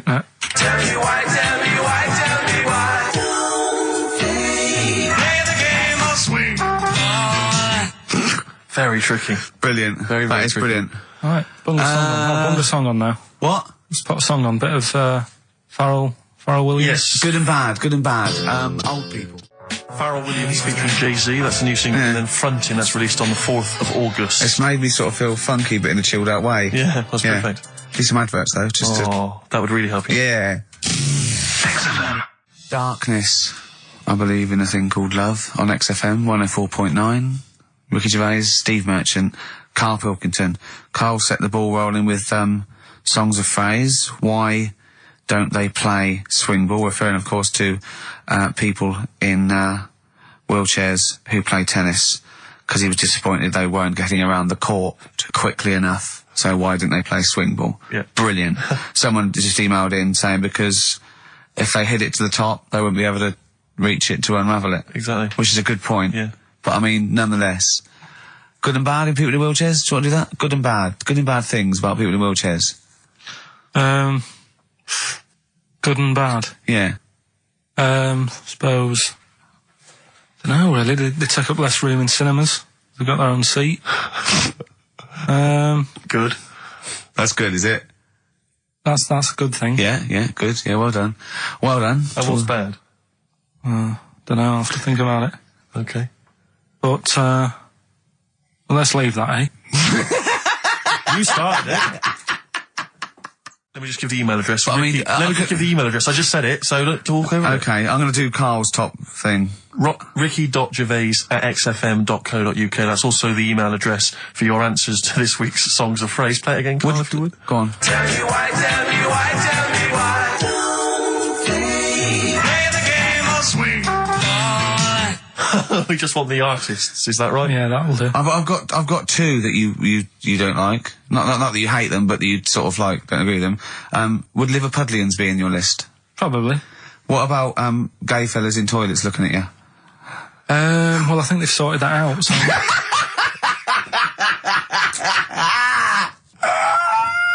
One of the prizes this week in Carl's goodie bag features this song. Play it, Carl. It's the Monkeys. Pleasant Valley Sunday. God. So we giving the answers out for what's the name? Oh, later. Play a tune. I'm Yeah. bored. The Snoop Dogg. Oh, play Snoop Doggy Dogg from 1993. And What's My Name? Long time ago. It was indeed. 10 years ago. XFM 104.9, Ricky Gervais, Steve Merchant, Karl Pilkington. Songs of Phrase. We've had very, very few entries. I really think people aren't interested. They really have just given up. I mean, seriously, Carl. That's the one thing you contributed to this show, Carl. And it's the weak link, I think. Missing link. In the chain. The missing link. Oh, do you reckon there is one, Carl? Do you reckon they'll ever find the missing link? Wandering around Manchester. Wait a minute, Carl. The stats then. Let's have the answers, if we can. Right, it was Well, let's specials. play it once more. All right. Tell me why, tell me why, tell me why. Special. Yep. Jermaine Jackson. The game of swing. Right, it was Play the Game of Love. I think that was Wayne Fontana and the Mindbenders. Right, you think, but you're not sure. Louis Armstrong was the Don't Mean a Thing if it ain't got that swing. Mm-hmm. Yeah. And Queen, Don't Stop Me Now, We're Having a Good Time. And that. We're having a ball. We're having a ball. Yeah. Well, I mean, considering you yourself weren't entirely clear, I think it's only fair to give it to Paul Brown, who got some of the answers right. PB, you are getting those prizes. Well, they are on their way They're to you winging their now. way to you. Silence is easy. Star Sailor on XFM 104.9. Right, it's the quiz of the week. If you want to go out and do some shopping, this is probably a good time. And come back again for about 15:15. But don't forget, what I will say is, even though these clues, we're going to do Songs of Phrase, by the way, where Carl picks out a phrase that he might have said once, tries to find words from songs to put it together. You've got to guess as many as you can, song or artist, I can't remember. But even though you might look at it and go, that's mental, I don't know any of them, you might win if you get two right. I mean, I think the winner last week got about 3 out of 3 Well, or I have to 7. be honest with you. I mean, last week, Rockbusters, surprisingly, was a very, very popular quiz. Yeah. It just happened to be awful. Yeah. This one is pitiful. I mean, it's truly atrocious. Yeah. And it really doesn't even have a fan base. I mean, there's no one championing this one, Carl. Last week, seriously, mate, I got about Carl's face. 7 or 8 replies. Oh, God, that's terrible. That was like when you told a kid that you couldn't afford a Christmas present this year. Look at his face. Yeah, he is a bit distraught. Carl, I suppose it's like Chris Evans' face when they said they were cancelling Girls and Boys. It's like, look, but I can come up with great TV game shows like that. No, you can't, Chris. Not anymore. Oh, his little glasses slid down his nose. I'm the guy who don't forget your toothbrush. Yeah.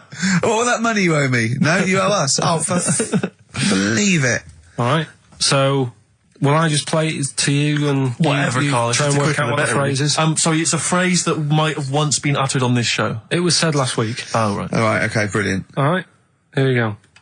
I know you're just 16, but looking all of 21.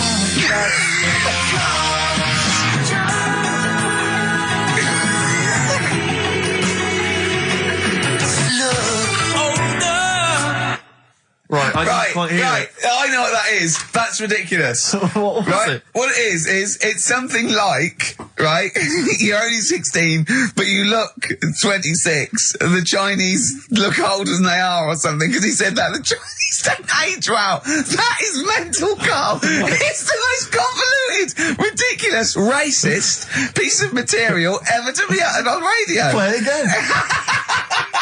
I know you're just 16, but looking all of 21. That's...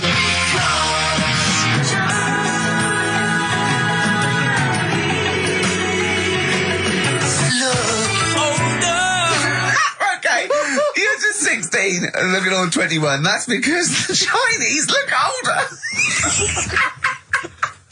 Carl, you've gone mental. All right. Oh, that is amazing. So, there you go, the well-known phrase, you're 16, looking all of 21, that's because the Chinese look older. Well-known phrase there, sweeping the nation. That'll be up there with "was up," and "shut that door." If they do a poll. Right. Okay, play it once more. We're after the artists. Just the artists. Yeah. I know you're just 16, but looking all of 21. That's...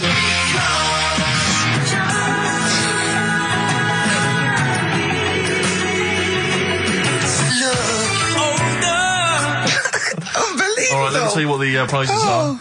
We've got, I assume this is the new album from Mower.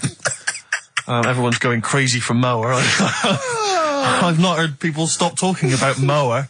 But there it is.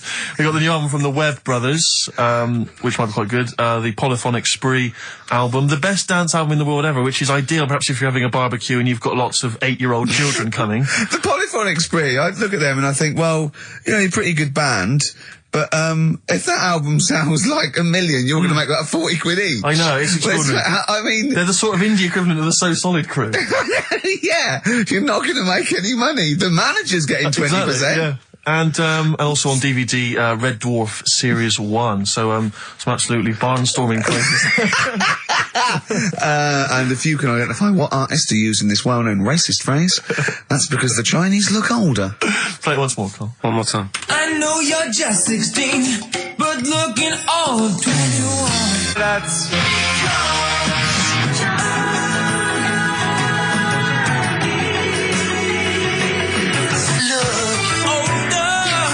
Oh, Ricky.Gervais at xfm.co.uk. Play a record. This is radio.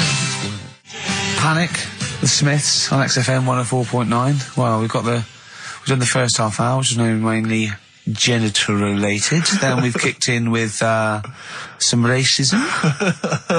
You have to guess what artist. It seems just a couple of emails just to update you on what's coming in here. Go on. Natasha has emailed us. She says that she's of Chinese origin, and at 27 she often got mistaken for 24.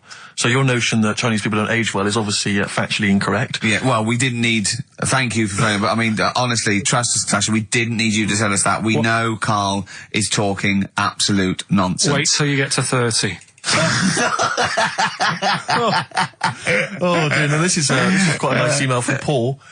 He says, let Carl know that I have a Chinese friend called Oi. Imagine the confusing and amusing situations we get into. We're out and about in busy Soho. Does his surname come here? Or Lightning Wit from Carl. Wait That's nice. till you're 30. Yeah, I know. Brilliant. But no, actually, we've had a surprising response to Songs of Phrase this week, despite the fact everyone has agreed that it's racialist. They've nevertheless had a go. So keep your answers coming in, because we may as well. You're a hit, Carl. You're a hit. What? We still got monkey news. Yeah, don't worry. Oh no, we got to do. Oh look, play a record. We got to do the results, and then we got to do monkey news. Could we quickly do the results? Well, you say we've got to do the results. There's not people hanging on for them. Let's do it and just knock it out there before. Well, let's play a tune. Let's come back and do it. Eddie Hot Rods, yeah, surely. Carl, quick, the results, then monkey news. I need some monkey news, but I need the results first. Right, play it again and give the answers. Here we go. Songs of Phrase. Songs of Phrase. Name the artist. Name the artist. I know you're just 16, but looking all of 21. Hue and Cry. That's... Who's that? Hang on. It's not our fault. Well, that's Philip Bailey again. That's too little. Right, it was... That was Roxette. The Look. Yeah. Right, we had Hue and Cry started it off. Yeah. 16. That was Dean Martin. Because Jane's Addiction. Yeah. Because Cars. Yeah. Chinese Philip Bailey. Philip Bailey, that's second outing he's had. Last one we used him for Chinese, where there was this hairy Chinese kid. He's never got so many royalties being used in racist game shows. Brilliant. Then Roxette and finishing with George Michael. Oh dear. So brilliant. Right. Who's the winner? Well, the winner, actually, it looks to me like he's got all of them here, from Bognor Regis. It's Stuart Birch. Well done, Stuart, and you get that bag of tat. Bognor Regis. Yep. Oh, just need his takes address. me back as well. Yeah, if you just email in your address, Stuart, and you can have those goodies. If you're not interested, don't bother. Do you want to set up Songs of Phrase? Yeah. Oh, God. If you've not heard the show before... I thought we weren't doing this week. I thought we weren't. No, we'll do it once, right? And then next week's the last one, so we'll do Rockbusters. That might be the last one ever, depending on whether Karl decides to come back in October or not. Exactly. I'm bored of it. I told you I'm bored of it. Why are you bored with it? I get bored quick with stuff. Yeah. I told Suzanne the other night, how lucky she was, that I haven't got rid of her yet. She's... You know what I mean? Things... Did you put on her soft music, though, first, didn't you? You didn't just, start getting that around... You know you're a very lucky girl. Sorry? Well, I usually get bored with you and that. Yeah. Oh, dude. You're lucky you haven't pissed off. Yeah. Do you want to open the champagne or what? Well, she was annoyed the other night. What's that on your ear? Don't worry about it. Where'd you get out? We're walking to the pictures, right? To go and see Bruce Almighty. Sure. Why? And, just something to say, innit? Yeah. So you were trying to sneak in the back. So, on the way, cutting across Leicester Square, and those fellas who sell roses, he comes over, do you want one? I said, don't do that, she's allergic to them. Right, so he'd go away. Yeah. She got all annoyed about that. Because she's not allergic to them. Well, she's not allergic now, but they're about £3 each. But the point of that, Karl, is not that she really wants a rose, it's that you're willing to spend £3 on her. Taking us to the pictures. How much was that? That was £8 each. Did you pay for it, though? But didn't you ever... If I know you had her dressed up as a small child. yeah. Me and my son, please. Or you made her sit on your shoulders and wear a long coat. Yeah, exactly. Anyway, listen, Songs of Phrase, then. You paid for her to go in and then you went and had a pint while she watched it. Yeah, there's no point in both of us seeing it, but tell me about it, Tell me won't what you? it's like. Oh, right, Songs of Phrase. So let's explain what Songs of Phrase is. You do it. Okay. Oh, really? If you think that Karl is bored with life, then you will be even more bored once you have heard this particular quiz. The gist of it is that Karl has taken a well-known phrase or saying... no, stop you there. Not a well-known phrase. Something that he said once. On this show. Yeah, probably. And he's somehow compiled together a number of different songs which have somehow built up that particular phrase or sentence. If it's anything about Chinese people, Philip Bailey will be involved. That's all I can say. Okay, let's hear it then, Karl.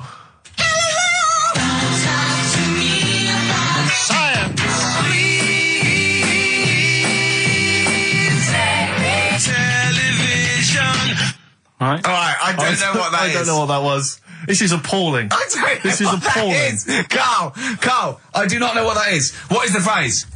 I just was saying last week about everyone's raving about Galileo. No, they're not. No, they're not. Raving about Galileo. No, they're not. No, That sounds they're like not. a sort of B-side from the Buggles. Everyone's raving about Beyonce and Robbie Williams. Yeah. They're not, people going, Pop what, idol. What are you into? Galileo's good. Yeah. Forget it. No! Placebo, song for Karl there. That's Special Needs on XFM 104.9. I'm Ricky Gervais with me, Steve Merchant, Karl Pilkington. We were doing Songs of Phrase. Oh yeah, I forgot about that. Yeah. Oh god. So what is this phrase? What is the phrase, Karl? Last week we were talking about Galileo. Right. And I just was saying, years ago, I can't remember now, when was it? When was he doing his thing? End of the 16th century, I think. Right. And he was messing about, trying to find out about speed of light or something, is it? No, he did lots of stuff, Galileo. All I was saying is, Gravity, back then, yeah, surely yeah. everyone was saying, stop messing with that, make us a telly. You know what I mean? There was other things that people would have been happier with. Sure. Back then. Like they didn't So have. the phrase exactly is what? The well-known phrase is what? Galileo, it goes like this, doesn't it?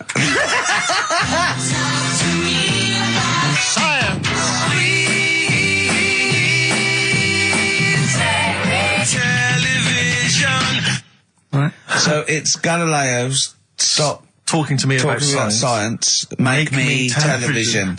Make me television. Yeah. So you email in with the bands and that? Brilliant. Right, let's... That is rock bottom.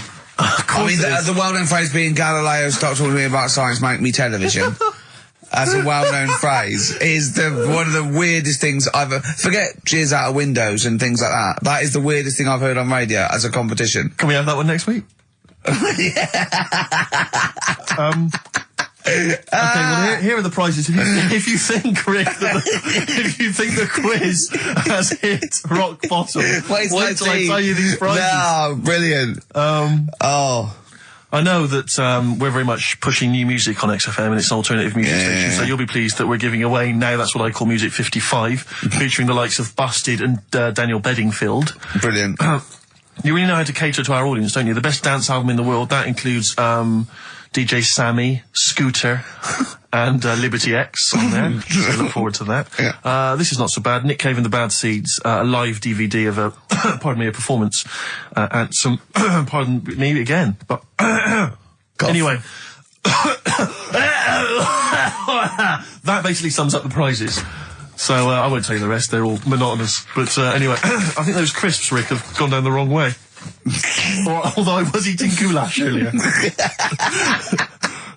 Sorry. I'm fine. So anyway, yeah, that's some of the prizes. And you can win some tat. So, if you can identify these artists. The well-known phrase, Galileo, start talking to me about science, make me television.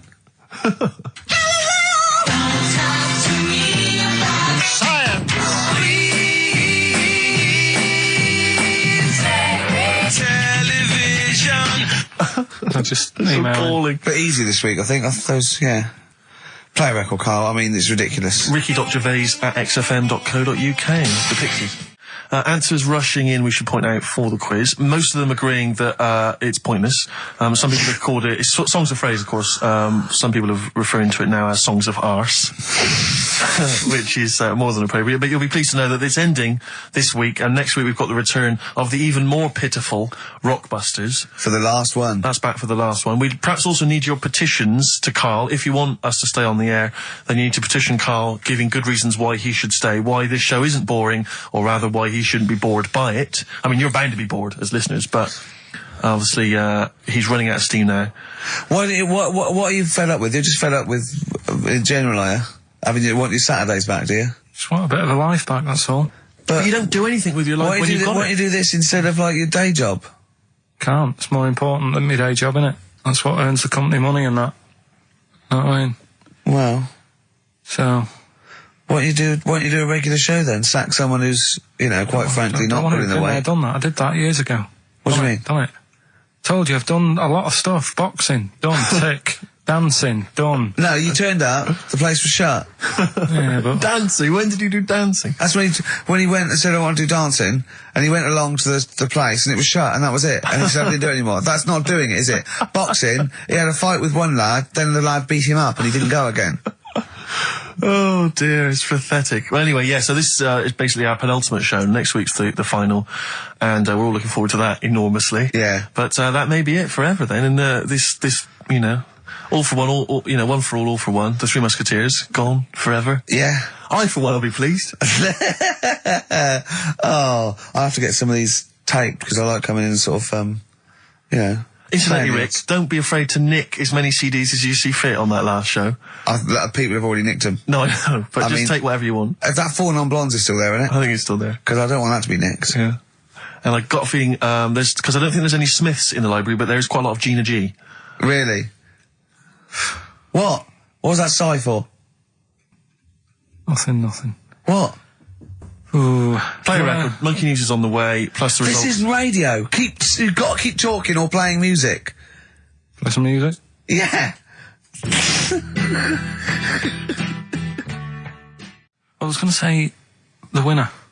I don't think anyone cares. Oh, come on. Someone got all of them, didn't they? Well, okay, play it again then. This was Songs of Phrase. You did this The well-known phrase is Galileo, stop talking about science, make me television.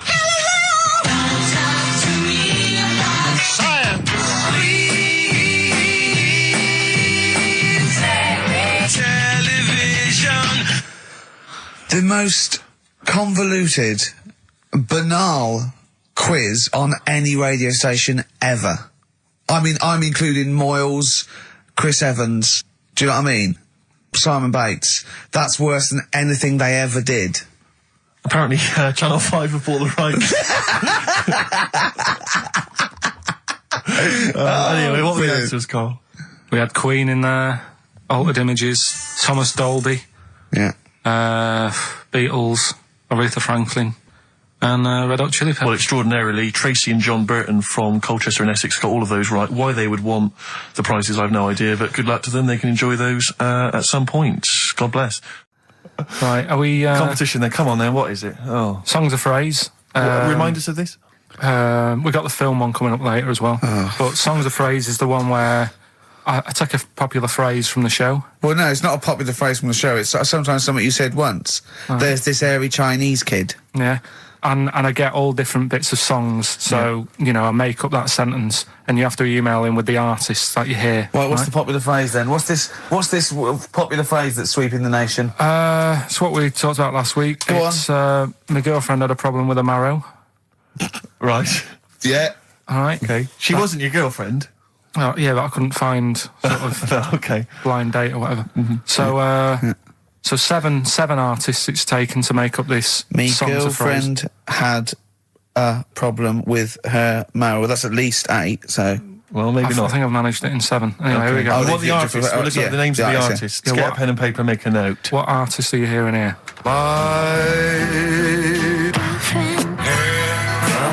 With her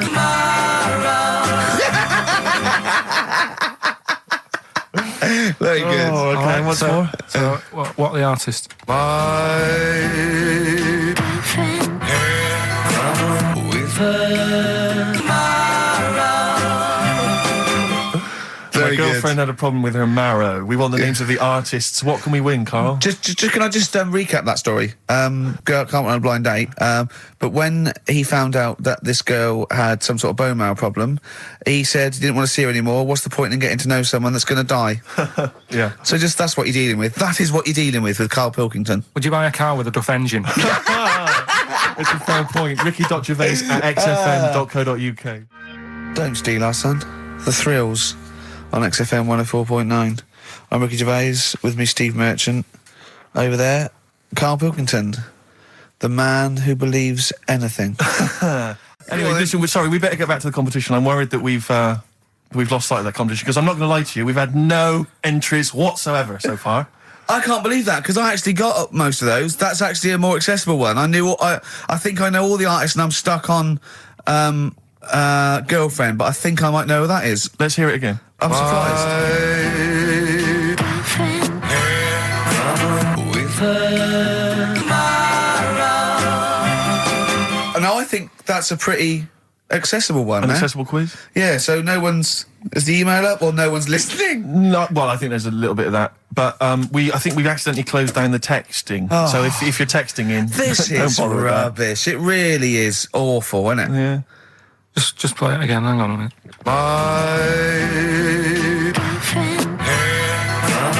with her I'll tell you what it was. We didn't give out the prizes. We didn't say what the prizes were going to be. That's the reason. Yeah, I think the emails are going to go mental When they find out it's the first series of Open All Hours on VHS, they'll be Yeah. flooding in. Let's see what and we a got Bridget here. Nielsen video. Exactly. Right. Oh, dear. Oh, No, actually, it's not too bad. Go on. The best air guitar albums in the yeah, in the that's world. still going. That's Volumes that's 1 and evergreen. 2. That'll keep running and running. Some kind of anniversary box set of a Doctor Who episode with a small New model one car. wants that, baby. I'm Alan Partridge Series 2, that's Yeah. worth having, obviously, and Yeah. Porridge Series 3. Okay, If good. you've not watched all of them on UK Gold, then get them on DVD. There's something wrong with you. Right. So, yeah, let's hear it again. All right.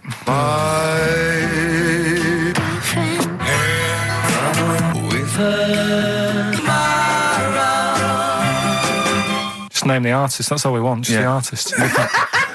Ricky.Gervais at xfm.co.uk. Play a record. Right, Adams. Yeah. Yeah. Oh, this is absolutely fantastic.